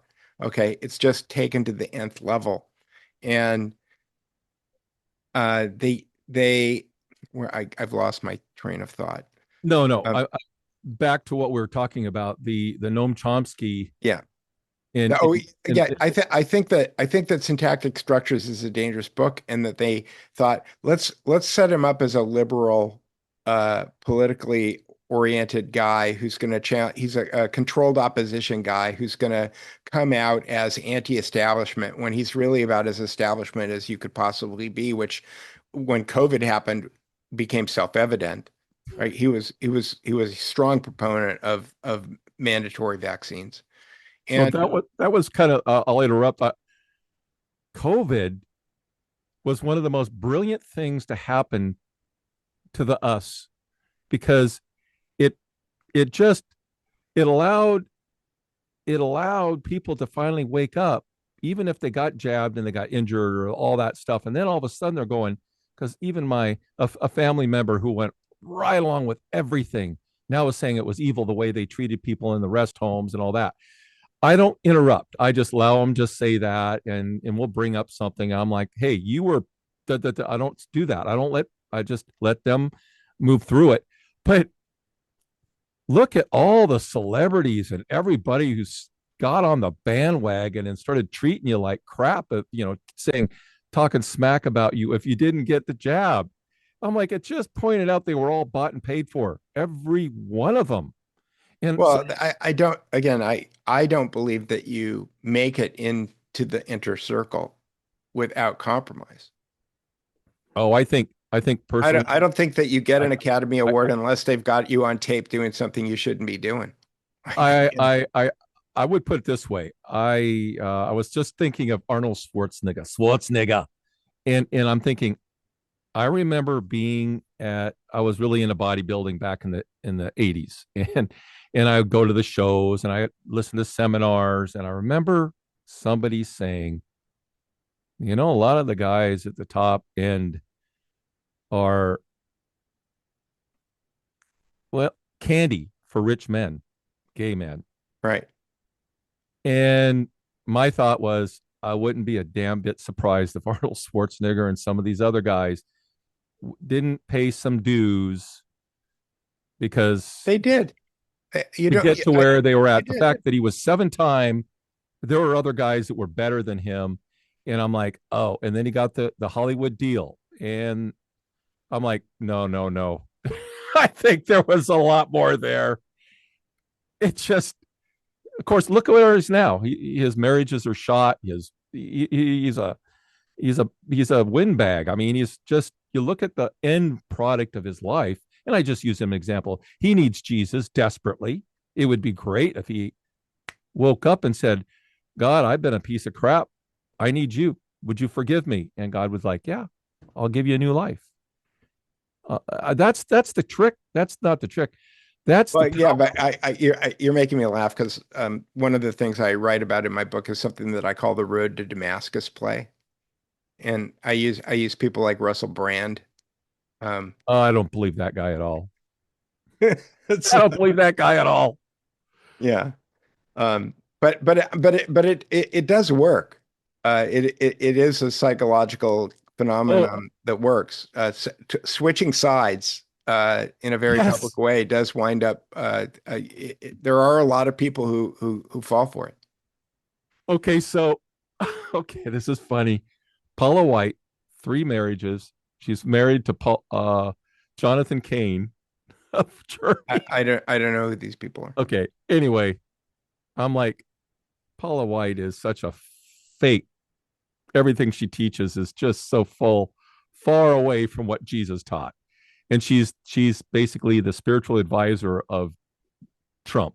Oh, I think I know who you were talking Yeah, about. she's Yeah, the yeah. blonde, all made up, Tammy Faye Baker would be kind of thing, I think. But it, I, okay, you just pointed out the Damascus Road as a means to the next end, which is there's a lot of people who claim to have this born again experience. Right. They are now ushered into the CBNs and the TBNs and the Eric McTaxias shows and all this. Tell me about your conversion. And now all of a sudden they're put in front of You could thousands. do a whole podcast called Road to Damascus and just interview a new person every day that You switched sides. could. It's like, And then you're going, it's all about power. It's all about positioning. They want to sell more books. Their music wasn't going too far, but now they can stretch into this group well, over. I don't even think people really act. I think a lot of these people who have bestsellers or hits or they're manufactured. That is, Oh, oh, I worked at Virgin for 5 years, and one of the things that I realized is that when you have 26 stores that have 250,000 CDs in every store, you can control the Billboard 100. oh, you're right. Just one store chain. Yeah. Oh And no. one of the things they told me when I worked at Virgin that I never really understood was that the marketing department was a revenue center. That most companies, the marketing department is a was is a how do they book it as a loss? It's a they don't it's not a Right, profit center. Yeah. right. Um, but But at it wasn't Virgin. But at Virgin when they had the mega stores, that was the marketing department was a profit center for the stores. Yeah, there's a great guy I watch, Sage Akoi, Mike. I had him on as a guest, and he talks about the manufacturing of music. But look, I mean, the most famous vocalists never wrote a song in their life. They're just, Frank Sinatra, great singer, great performer. He didn't write Great it. mafioso. Yeah, let the whole the MCA and that's I think it's Yeah. Have you read Dark Victory? no, I have not. That's on the Duke Report books. Okay. One of the things I wrote down, I was trying when you were talking about movies earlier, is that after World War II, there was this whole genre that was written by these kind of communist writers. That if you've never seen the movie Hail Caesar, Hmm. uh, Curtis Yarvin, Curtis Yarvin, my wife, it upsets my wife when I say that he's a friend of mine, but he is a friend of mine. Um, and he and I were at this party that was a Peter Thiel sponsored party in Oakland about I want to say 2017, and Wow. The I was Dark Lord. and I was telling him how I hadn't seen the movie Hail Caesar, and he grabbed me by my shoulders and he shook me like this, and he said, "You have to see that movie. You have to see that movie. It's a great movie. It's about communist writers in Hollywood." And there were communist writers in Hollywood, and I think it's funny that Sean Penn gets so angry about stuff, but Sean Penn's father was a communist in Hollywood, who was on the blacklist. And uh, anyway, there one of the things that these writers did, and they were working with Theodor Adorno and Max Horkheimer and Edward Marcuse, who were the Frankfurt School that had Frankfurt School. moved to the Pacific Palisades, Yeah. okay, which Yeah. is where I lived for 35 years. And they were teaching Hollywood writers how to write what they called subversive cinema. And Subversive. what happened after World War II is that all the good guys became bad guys and all the bad guys became good guys. And so you had movies like Easy Rider with Dennis Hopper and Peter Fonda, where the good guys were drug dealers. Okay.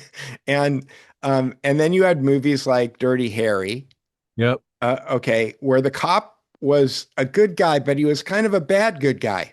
Yep. Okay. He wasn't really like a good guy, you No.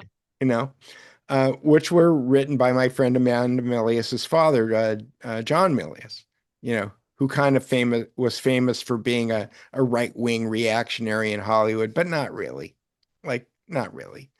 Um, and um, and uh, so you had this subtle uh, uh, reprogramming of American youth, starting with you and me, starting with the boomers, Yes. right? Yeah. Yeah. Where the good guys were the bad guys and the bad guys were the good guys. Okay. And this creates a situation that Gregory Bateson, uh, wrote about, that I write about in my book, that's called schismogenesis. Mm. Okay. And schismogenesis is where you draw a circle, okay, and you give people two different I'm trying to put this into the frame of the double move in my head on the fly, and I don't know if I'm going to do a good job. Schismogenesis is when you give people two different choices and they're both bad. Yes. Yes. And Yes. then they're not allowed to criticize the boundary condition that created the choices. So the best example is get the vax or you're fired. Correct. Okay. That's called a double bind, and it caused something called schismogenesis, which is schizophrenic like symptoms in someone who is not. Schizophrenia is a medical condition. It is caused by a chemical imbalance in people's brains. But there's something called schizoaffective disorder, which is where people who are presenting as schizophrenic, but they don't have the chemical imbalance in their brain. Okay.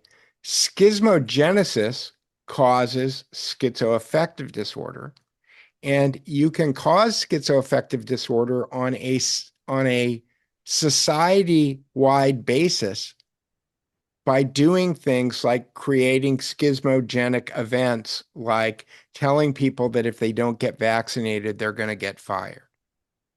That causes society-wide schizophrenic symptoms. 9/11. If you're not with us, you're against us. No, if you're not with us, you're with the terrorists. That's right. If you're not with us, you're with the terrorists. That's a double bind. That's a double bind. It's a false dichotomy. Of course it is. It's a building a straw man and knocking it down when there's no. It's It's it's drawing a circle yes, and defending the boundary condition. yes. I know I mean when I've looked at that, the replays of that, I went, my God, a lot of and people just went nuts. Let's go kill those ragheads, the desert rats, blah blah blah. We'll And put then a boot in your ass. It's the American way. yes, we're gonna turn you to Woo! glass. It was And such a catchy song, too. It made me cry. It's like, it's a terrible. It's a I mean, terrible. it's so terrible. So I got a book out called Peacemakers, and it's going to be released next month. And it's total opposition. It's teachings of Jesus. It's basically Jesus 101. He didn't come to set up empires where you kill people. It was the opposite. But I I come back to these things because in the movies they set these agendas up too. You're setting up. I'm thinking of one of my favorite movies, The Good, the Bad, and the Ugly. You're choosing. Sergio Leone. Yeah. Yeah. So you're choosing. Do you like the good guy who's bad? Do you like the bad guy who's bad? Do you like the ugly who's bad? Which of the criminals do you like best? And it's kind of like you're pitching for one of the criminals over the other criminals, which point blank is the same kind of idea. Um, and many movies that came out in the late 60s, 70s are hey, the criminal got away with it. But one of those movies, interestingly enough, didn't go that route. A favorite of mine is Dirty Mary, Crazy Larry. Do you remember that movie? I've never seen it. No, but I'm Okay. writing down all these movies. Okay. Dirty Mary, Crazy Larry. It's one of the best car chase movies in history, but it's got a plot. I won't give any more of it away than that. Let's just put it this way. The they ended they ended they ended the, so in other words, they build up this whole thing, and you'll have to watch it. It's a fun movie. But yeah, Point Blank is you got the different criminals. Well, you want the one criminal to get away with it all. I mean, and that's what Ocean's 11 is, Ocean's 12, Ocean's 14. The good guys are the bad guys. Good guys are the bad guys. Well, guess what? So was Mission Impossible. So was uh, uh, James Bond. So is Yeah, uh, it's yeah. you Yeah, want the killer who's an assassin to get away with assassinating. yeah. You To want save the Kennedy world, to save to democracy. save the democracy. We want the killer to kill more people. And then the top. I mean, these, and we're sure, and we're like, yeah, let's get them. And it's like, what? But that's subverting, because now you have all these kids that watch this and go, I'm going to go sign up for the military and do my job and support, protect democracy. I'm like, since when does anybody on another country offshore have anything to do with our country? And what are we doing to protect it? Oh, it's the asset. I don't even think our country is our country. One of the things I write about in Oh, my book is that there's a metaphysical disconnect between the Declaration of Independence and the Constitution. And I believe that that's caused schismogenesis in the United States for 250 years. Okay. okay. Back off and explain that a little more. I get what you're saying. Go ahead. Well, the Declaration declares that our rights are inviolable and given to us by the laws of nature and nature's God. And then the Constitution turns around and says that our rights come from the Constitution. That's right. That's right. Okay, so it's a bait and switch. It's a metaphysical bait and switch, but it gets worse, because the word liberty, the 4,000-year-old definition of the word liberty, means absolved of debt. And if you try this. Next time you're in a group of people, any group of people, ask the group of people how many people can tell you the difference between the word liberty and the word freedom.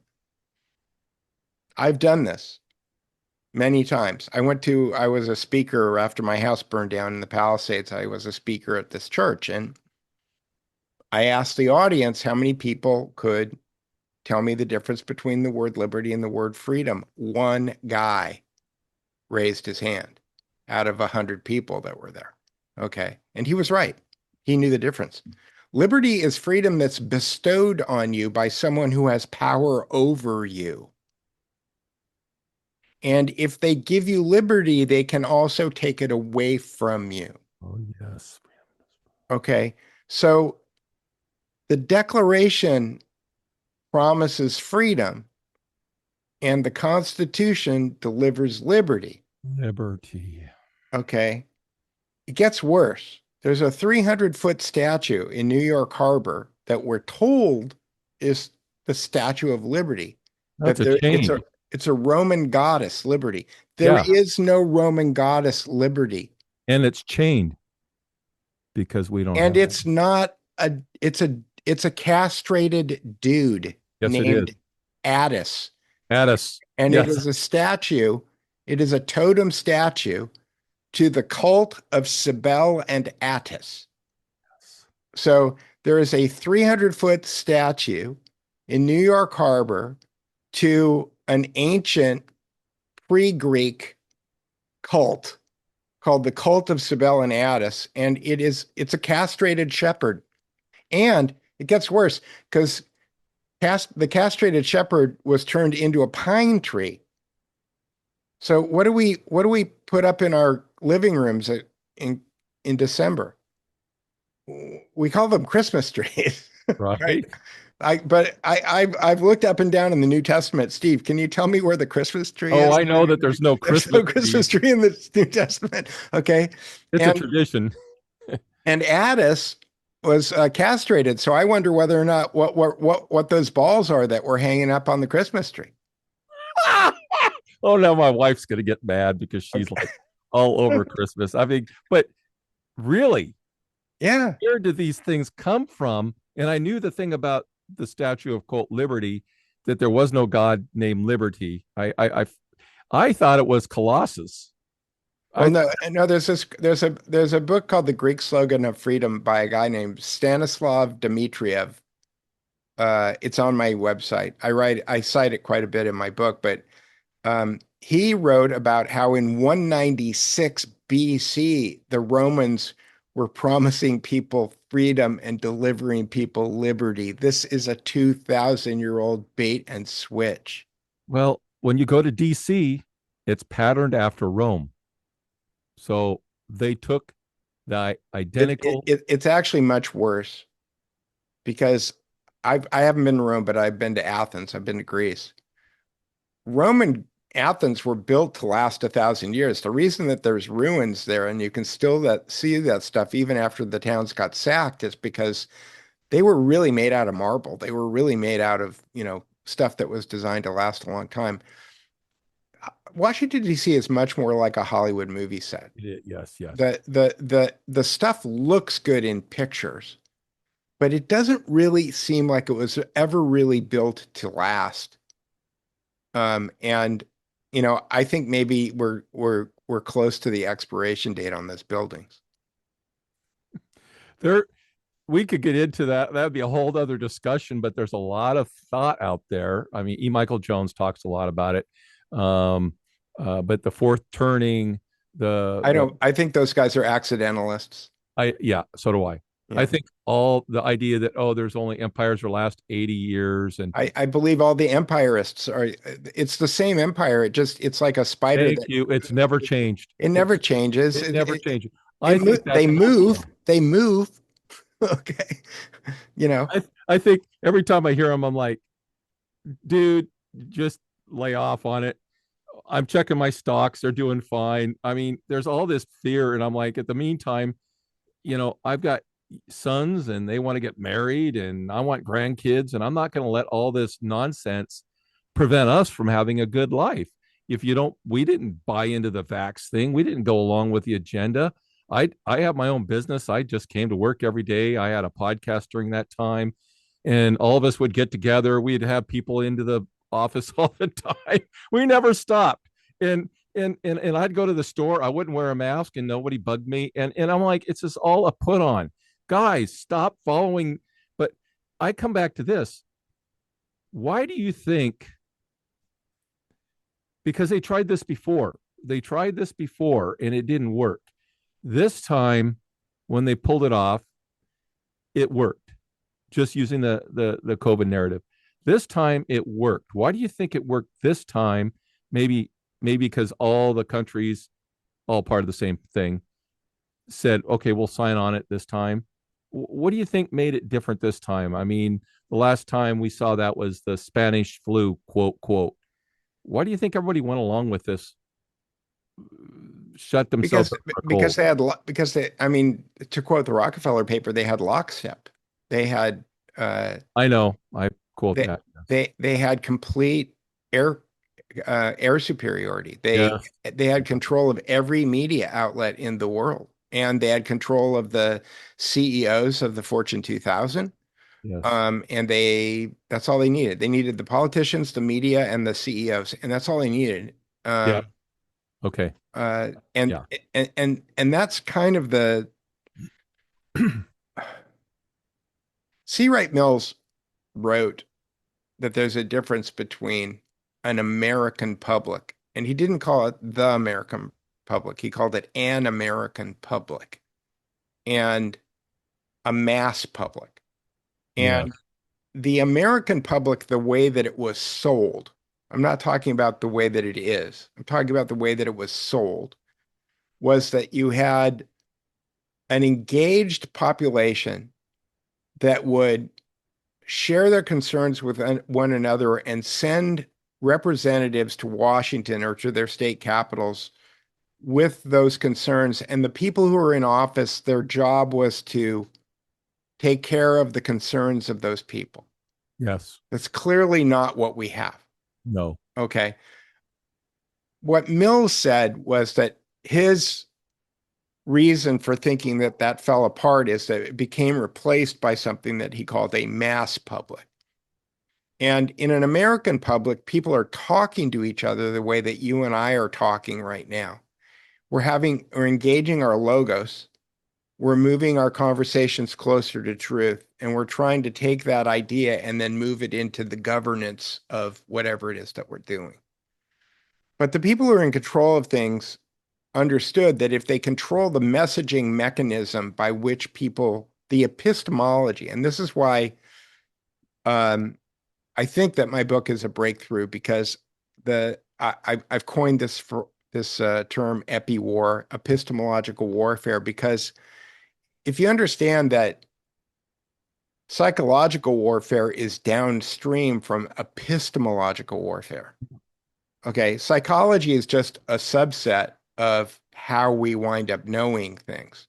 There's education, there's media, there's government, okay? And then there's our experience of the world. That all of these, that if you control, this is why I differ from my friend Curtis Yarvin. I think that there's a giant unsaid thing that he leaves out of all of his writings, which is that he works for Peter Thiel. Okay. He works for an oligarch, and he doesn't ever write about how the oligarchs are controlling things. I lived in the Pacific Palisades. I got approached by this big law firm that's doing this big class action suit that says that they're going after the apex of the people who are responsible for the Pacific Palisades fire. And their definition of the apex is the state of California, the city of Los Angeles. Okay. And I said, what about the guys who paid all the politicians to do all of the things that the politicians did and the bureaucrats did that led to the fire? Because if you sue the city of Los Angeles or if you sue the state of California and they wind up having to pay the residents, tax dollars pay for that. It's the taxpayers who are yes. Nobody who's actually responsible is going to pay for that. That's right. I've gotten no response back from these. I wrote them a very detailed letter because I did a lot of research, because guess what? Everything that I owned burned to the ground. Everything that my family owned burned to the ground. It wasn't just me and my wife. It was my ex-wife. It was my daughter. It was my brother. It was every one of my neighbors. It was everyone that I knew, and every store that I went to for 35 years was gone because the Los Angeles Fire Department stood down. They drained the reservoir and stood down. Okay. There were 100 fire engines in the Ralphs, less than a mile from my apartment when I left. There was not one fire truck in my neighborhood. They let my neighborhood burn to the ground. The LA Fire Department they completely failed. They're a failed organization. They deserve to have yellow fire engines. And I haven't heard back from this law firm. Because you know what? If you go after the people who are really responsible, you might fall off a bridge. I do want to ask you, because I did some research of the various fires, the Paradise Fire, Palisades Fire, I'm going to bring this up real quick. The ones that the Woolsey Fire, which is 2018, the Camp Fire, the Hawaii Fire, and the Palisades Fire, all of them, deaths occurred, and thousands and thousands of buildings gone, and 2,800 homes in the Palisades. 2,800. And I was looking at a picture of what happened up in Jasper recently, and there's like a whole neighborhood that got wiped out. But I heard that they got stood down. They stood down. They stood down. They did not fight the fire. Have you got any inkling as to why? Yeah. It's the same as Gaza. Look, there's no difference between the Palisades and Gaza except the number of people killed. It's real estate. Okay. It's not an accident that we have a real estate president. Okay. It's real estate. The land that they didn't want the people who owned the land to have the land. It's there will be blood. There's 500 million barrels of oil under the Palisades. Okay. and they're making oil. The gas is getting close to $8 a gallon in California. Okay, at some point, somebody's going to go, maybe it's a good idea. You know, all those environmentalists and how they didn't want us to drill. Maybe we should go drill that stuff. Oh, guess what? All of the people who are against it, oh, they passed a law in Los Angeles that said it's illegal to drill for the oil in the Palisades. So how do you fix that? How about you get rid of the government in Los Angeles? Then you don't have that pesky law in the way anymore. Okay? It's really simple. If you pass the law and you don't like the government, get rid of the government. Guess who's trying to get rid of the government? The Berggruen Institute. Okay? There's my friend Courtney Turner writes about this thing called exit and build. The Berggruen Institute is financing the creation of a parallel government in California today. Okay? It's What's it called? happening. What? Lagroon? Berggruen. The Berggruen. He is the George Soros of California that nobody's heard of. Why has nobody heard of him? Because one of his best friends is Patrick Soon-Shiong. Who's Patrick Soon-Shiong? The owner of the Los Angeles Times. You know, it's like the fact that nobody knows who runs California is hilarious. There's a mafia that runs California, but everybody thinks Gavin Newsom runs California. Guess what? Gavin Newsom does what he's told. Well, Chinatown basically kind of spilled the beans on that. Yeah. When my wife and I were driving around with PTSD on the day after the fire because I had press plates on my truck and I could drive through the fire lines, and I went back to my smoldering apartment to see my entire neighborhood. I coughed for a month after that. The only other vehicle that was driving around the Palisades was this big black SUV with two Chinese people in it with masks on. And they were pointing. They were going. So now I know that they're rebuilding up in Paradise, and that's a different area. I think less than 10% of the houses that got burned down in the Palisades have been permitted. You mean in Paradise? Yeah. I live in the Palisades. Okay. Yeah. Well, I do. I watch a channel out of Hawaii, Maui, and he covers what happened over there. And same thing. There's nothing. Nothing's touched. It's still, they're all sitting there. And I remember going to a theater. They're waiting for the Great Reset. The economy is going to be reset. And after that happens, then we'll find out why they burn these places down. That's 2030. We have a few more years to wait. Yeah. But this is all part of the Great Reset. I'm convinced.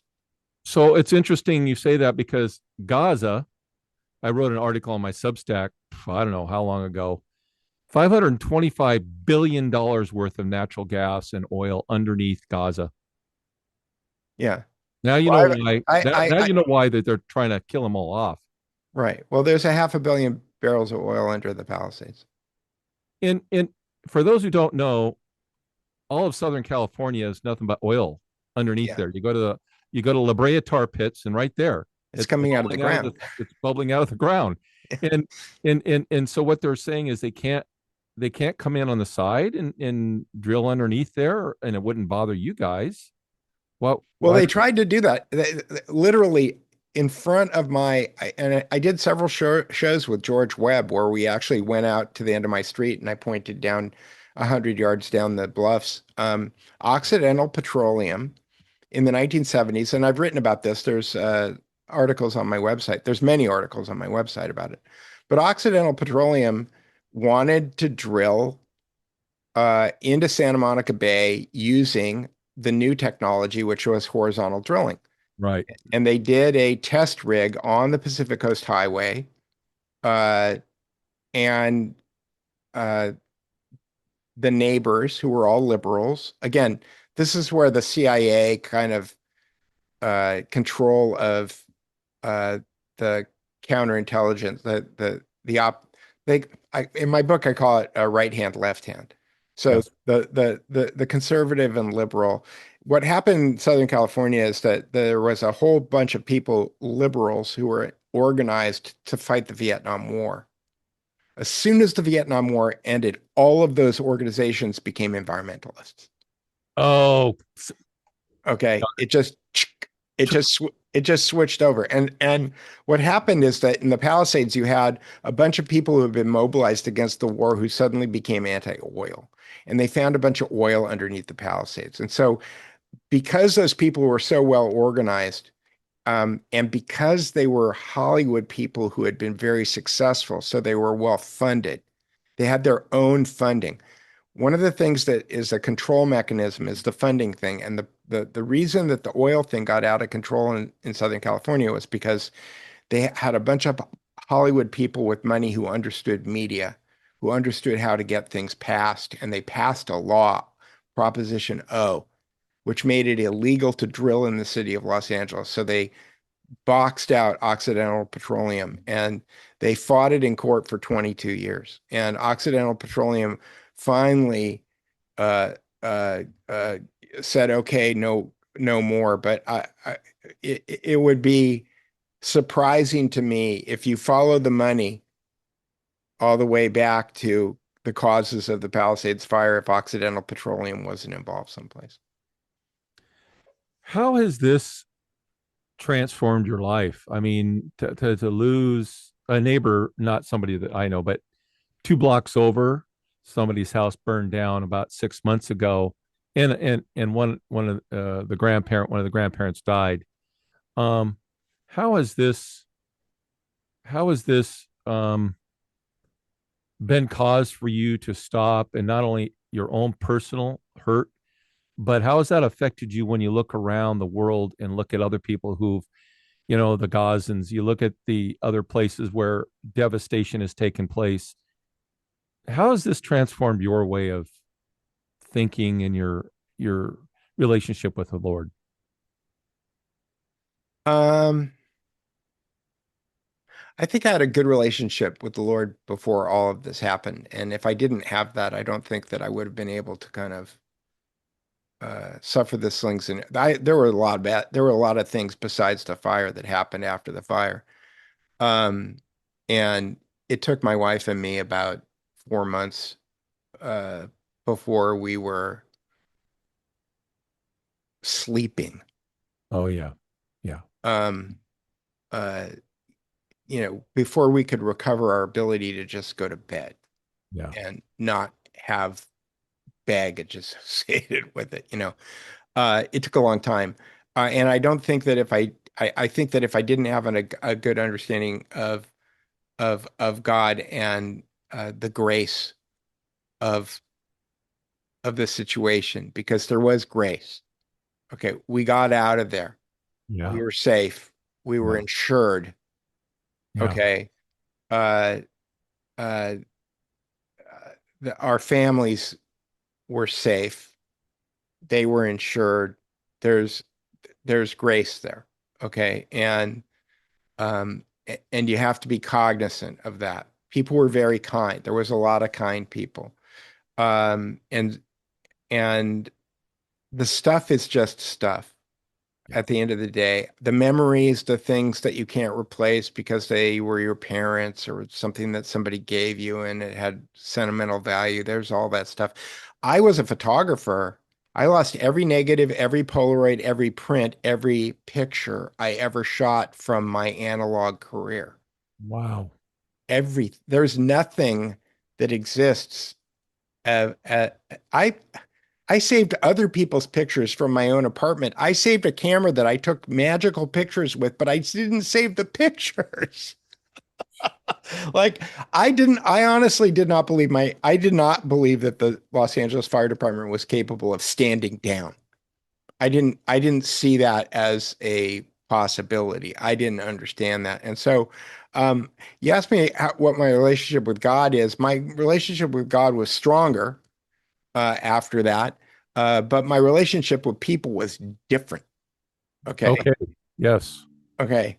My relationship with people was different because, uh, we moved to a beach community that's 40 miles north of Los Angeles. And my wife and I were walking out by the breakwater near our house. And there was some kid who got hurt. And the fire department showed up and they went out and they saved the kid. And I looked at my neighbor and I said, this is really great. And she said, what? And I said, when the fire department shows up. I said, because that's something that I took for granted for Yes. my entire life, was that when there was a fire, that the fire department would show up. Yes. And I thought about like what it must have been like in the Wild West, when you didn't have a fire department. And then they had bucket brigades, and then they had volunteer fire departments. But having a fire department, paying your taxes, going to a 4th of July parade every year where the last people going through the parade are the fire trucks, and they have a Dalmatian on the fire engine, and everybody's waving American flags, and everybody thinks so. And after 9/11, everybody celebrates the first responders and how great they are and blah, blah, blah. When they don't show up, when you drive by 100 of their trucks sitting in a grocery store parking lot, less than a mile from your house, when the fire is 200 or 300 yards away from your house, and every third house has a swimming pool, and every one of those fire trucks has a device that you can drop in a swimming pool and pull the Yes. water out of the swimming pool. Yep. Yep. Okay. F those guys. Yeah. Yep. Okay. Yes. Okay. And if their bosses told them to stand down and they didn't get in the truck and go anyway, F those guys. F those guys. You know? God, that's dude, a tragedy, Yeah. a travesty, because it's more than a tragedy. It's a travesty because these are individuals who signed that they were going to be out there and take care of their community, and they stood down. And like you said, one of a handful of guys just said, "F you, boss, I'm going." There's Right. people out there, and then others said, "We're going too." Right. It probably would have taken two or three guys jumping in those trucks and going. Others Right. would have followed, but no, they all stood still, and they know darn well. And here's the interesting thing: they got to live with that for the rest of their life. Right. Well, I don't. and that, yeah, I'm not cutting them any slack. People go, No, you and know, they. and then they started this organization called Palisades Strong. Oh my gosh, Palisades Strong, you're on your back. They burned you to the ground. What are you talking about? what are you talking about? Was that one of those fake fundraiser things? No, it's people again, it's the 9/11 BS Oh crap! mind. It's Yes, yes, okay, but because if you tell people that they're strong, they won't be mad. They should be mad. Okay. There is appropriate. There is appropriate anger. Okay. yeah, Because if you get angry, then you're going to focus on trying to figure out what the solution is. If you're strong, they look, the Berggruen Institute has this guy named Steve Soberoff that the Berggruen Institute is trying to build a philosopher king palace next to the Getty Museum in Sepulveda Pass. Now, all of that land is controlled by something that was created 41 years ago by Jerry Brown when he was the governor the first time, called the Santa Monica Mountain Conservancy. And there's a guy named Joe Edmonston who's been basically the king of the Santa Monica Mountains Conservancy for 41 years, unelected official who's been in control. And the Berggruen Institute wanted to build basically a palace for Nicholas Berggruen. And they needed to get the zoning changed on the land that they had because it's adjacent to the Santa Monica Mountains Conservancy, and that's never happened in the history of the Santa Monica Mountains Conservancy, but they're changing it. So they hired this guy as a consultant, a guy named Steve Soberoff. Steve Soberoff was also on the Los Angeles Police Commission. What did Soberoff do? One of the people that Soberoff brought in when he wanted to get approval on this is that he hired two Los Angeles fire chiefs and an assistant Los Angeles fire chief. So in the Berggruen network, there are 2.5 Los Angeles Fire Department chiefs, okay, who would be very instrumental. Like if you were trying to plan something like this, it would be very good to understand exactly what the blocking and tackling of all of these organizations is, right? So who does Karen Bass announce is going to be the czar for rebuilding the Pacific Palisades the day after the fire? Steve Soberoff.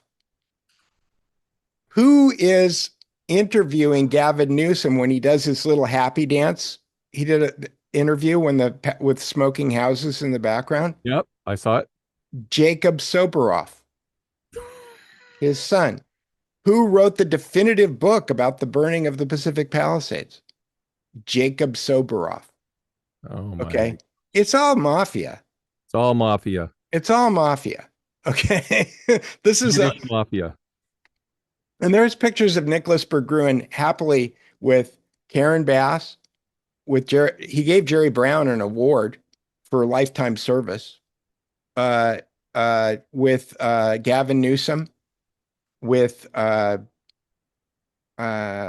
else? Garcetti, Via Garosa, Nancy Pelosi,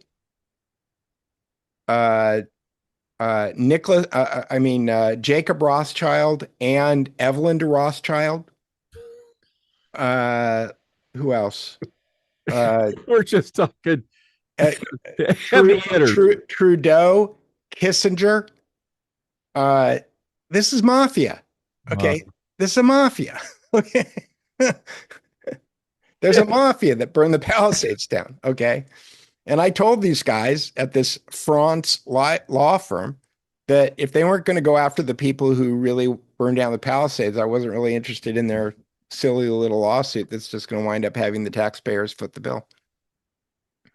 So I suspect the mafia right along got mafia on Hawaii, and you got the mafia. Yeah, if you dig deep enough, like the sheriff of the town in Lahaina was the sheriff in Las Vegas during the shooting. I know. I was going to bring that up. This is mafia. This Okay, is it's mafia. just I call it a cabal. I write it in my book. There's a topology. There's the pyramid and the circle and the star. Those are both articles on my website. If you don't want to wait for my book, I've written all of this stuff as articles on my website. So you can jump ahead by just going to my website and reading. I have another thing. It's called Thugland, and I've gotten 3 versions so far. I create little posters, like movie posters, and then I put in these famous people in there. They're thugs. This is a whole dang criminal enterprise around the world, and it starts at the top, and then you have the next group and the next group, and they all work together. And I have this picture of them sitting around the table of California, and you got the California cadre of slicing and dicing up who gets to run the territories. And then above that, you've got the government of the United States slicing and dicing. Above that, you got the other guys above that. And every country's designed the same way. When Russia fell, the Soviet Union fell. Then you find out all these oligarch mafia people were running the show, and they got booted out and all went to Israel. It just that was just the half that weren't aligned. That's just the half. Yeah, the other half. They're half. There's different groups of oligarchs. Yeah. Well, it all depends on which bank they're aligned with. At the end of the day. Yeah, that's exactly right. I got out of Wells Fargo just because I'm like, well, they do a lot of drug running money, but it's hard to get out of everything. They're all bad. They're all bad. They all have. We've tried to go to local, but then they get bought out by someone else. Yeah, it doesn't matter. No. Doesn't matter. Well, Peter, this has been wonderful, and I appreciate your time. Tell everybody where they can go to find out about you. You're a wealth of knowledge. And yeah, I'm looking forward to the best place to go is the Duke Report. And you can find that by going to thedukereport.com, which redirects to my Substack, which is thedukereport.substack.com. If you want to find the books, they are linked from there, but you could go directly by going to dukereportbooks.com. And I try to do a podcast every week. I've got my head down. I took a break from writing my book to do this podcast with you today. Thank you. But I try to do a podcast every week, but I publish content all the time on my Substack, and it's free, like a beer. And, but if you want to support my work, I do ask the best way to support my work is to become a paid subscriber to the Duke Report, which is $5 a month or $50 a year. I would much rather have 10,000 people, 10,000 subscribers than a big contract or a big YouTube thing. And the reason the problem that I have with YouTube, like I publish on YouTube, but I'm not monetized on YouTube Neither am I. because if you monetize, then they start pulling out the nanny stick on your content, and I want to be free to say what I say. So I'm dependent on the kindness of strangers. And so supporting the Duke Report at thedukereport.substack.com is the best way. But you can also go to buymeacoffee.com/the Duke Report and you can make donations there. And if you click the About button on the Duke Report, I give you a whole list of different ways that you could support me. But, I do the normal thing. I sell t-shirts. I have edgy t-shirts. And I have a book that I wrote a couple of years ago where I took the protocols. I worked for the Shoah Foundation Institute. I designed their online education system, and I read the protocols of the learned elders of Zion because I figured I could get away with it. And what I realized was that if you, and this was a hat tip to a guy named Douglas Reed who wrote a book called the something of Zion. I can't remember what Douglas Reed's book's name is at the top of my head. Anyway, he did this experiment where he took all of the ethnic references out of the protocols to learned elders of Zion for a couple of paragraphs in order to show people what the content of them was. Hmm. And I thought, I can use ChatGPT to do the whole book. And so I took all of the social political references out of the protocols of the learned elders of Zion, and then I rewrote it, and I called it Stealth Power and the Illusion of Democracy. And so you can buy that on Amazon, uh, and Oh, uh, and that's a book that I wrote.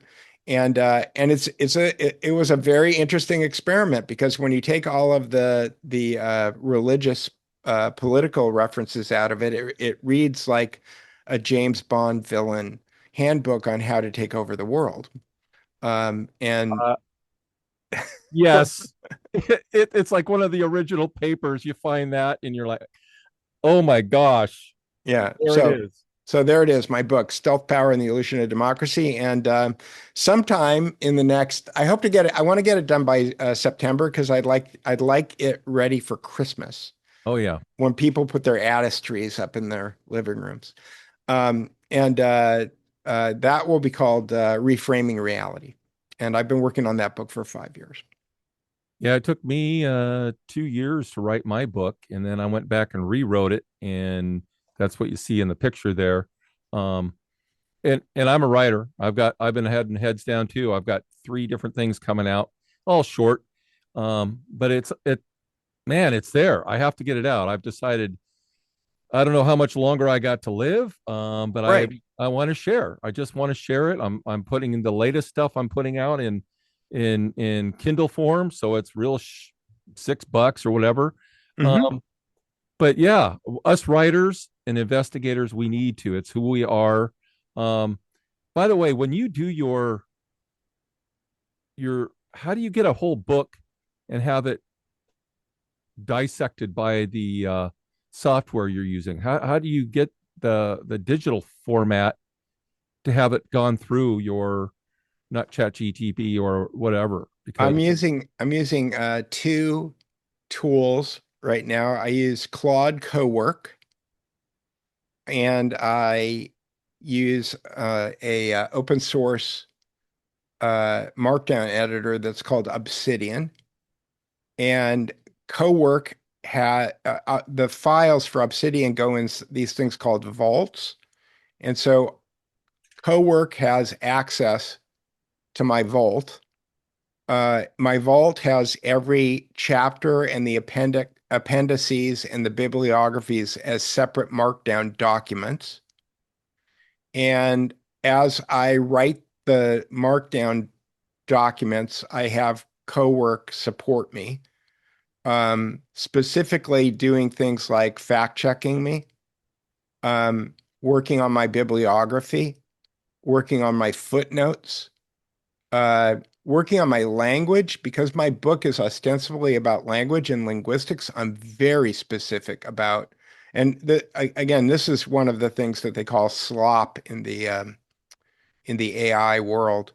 Uh, I don't like to nominalize anymore Yeah. when I'm writing. There are certain using abstract nouns. I have a rule against it. And so I've got all of my own linguistic rules that I've trained the language model with, and it will go through all of the things that I write and make sure that I'm not committing the same sins that I'm writing about. Um, and so it's super powerful that way. And then I built something. I have all of the books that are on the Duke Report books and many others. I have PDF copies of. I was going to say, is it you've gotten PDF copies that you can get? And you can directly drop books into Cowork. You can create a Okay. folder in Cowork where you could drop the books in there, but you can also build something and you can use Cowork to build it. It will write all the code for you. And because I was a computer science guy, this is kind of like, and I used to be a director of technology, so I used to just tell people to do what I'm telling Cowork to do. That's great. Okay. Well, But in the AI space, there's something called a RAG, which is basically your own personal database. So I have 6,000 books in a directory that are either PDFs or EPUBs that are my source material that I'm using as reference for the book that I'm writing.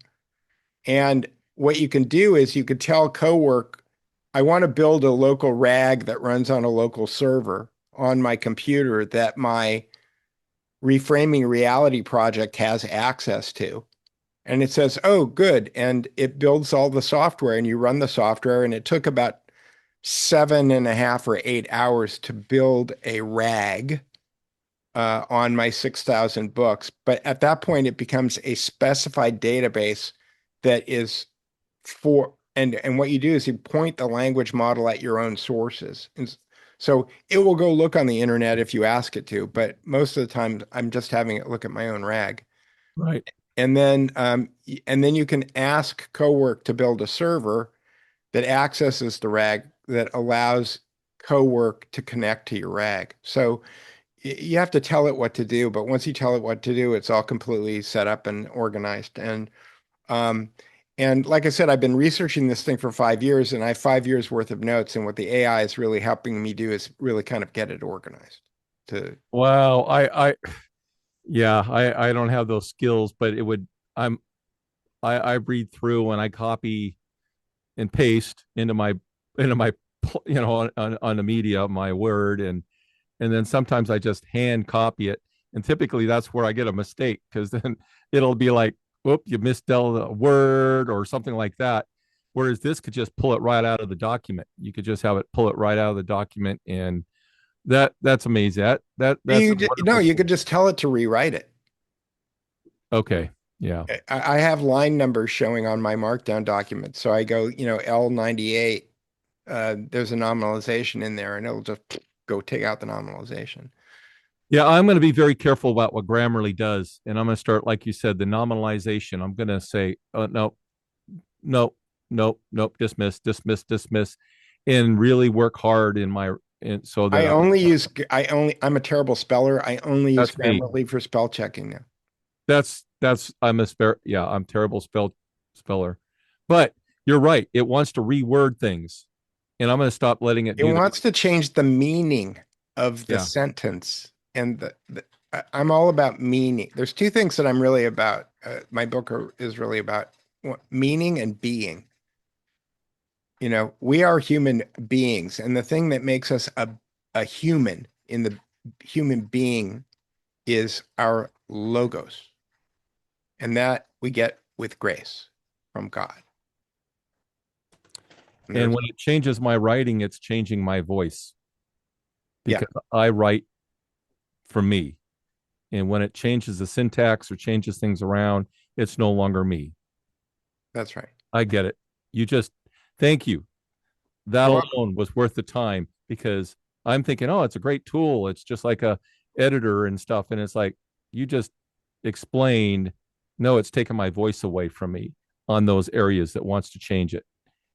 Again, I like to use active verbs, and it likes to nominalize things. And I think that part of the reason that we are victims of this cryptocracy that's running the world is because nominalization has the thing that nominalization does is it takes the agency out of language. And Yeah. if you don't know who your rulers are because the language that's being used takes them out of the language, then you don't know who to blame. There's no accountability. So you got to take control of your language. Well, thank you so much, Peter. That's I'm going to leave with that. And folks, thank you so much for joining me. And if you want more about me, again, go to stevejohan.com. Make sure to like me, share me with all your friends. And until next time, be a lion and not the prey. Rawr. Empire Pictures presents a worldwide spectacle, Crimes Are Us production, a con man film, Thugland 3, Gangster's Paradise, Daddy's Boys, featuring Baron Trump, Andrew Tate, and Tristan Tate. Yes, together they've learned their father's ways. Thugland 3, coming to a theater near you. Hi, Steve Johan here. Let me ask you a question. How do you know you're deceived? Answer, you don't, because you're deceived.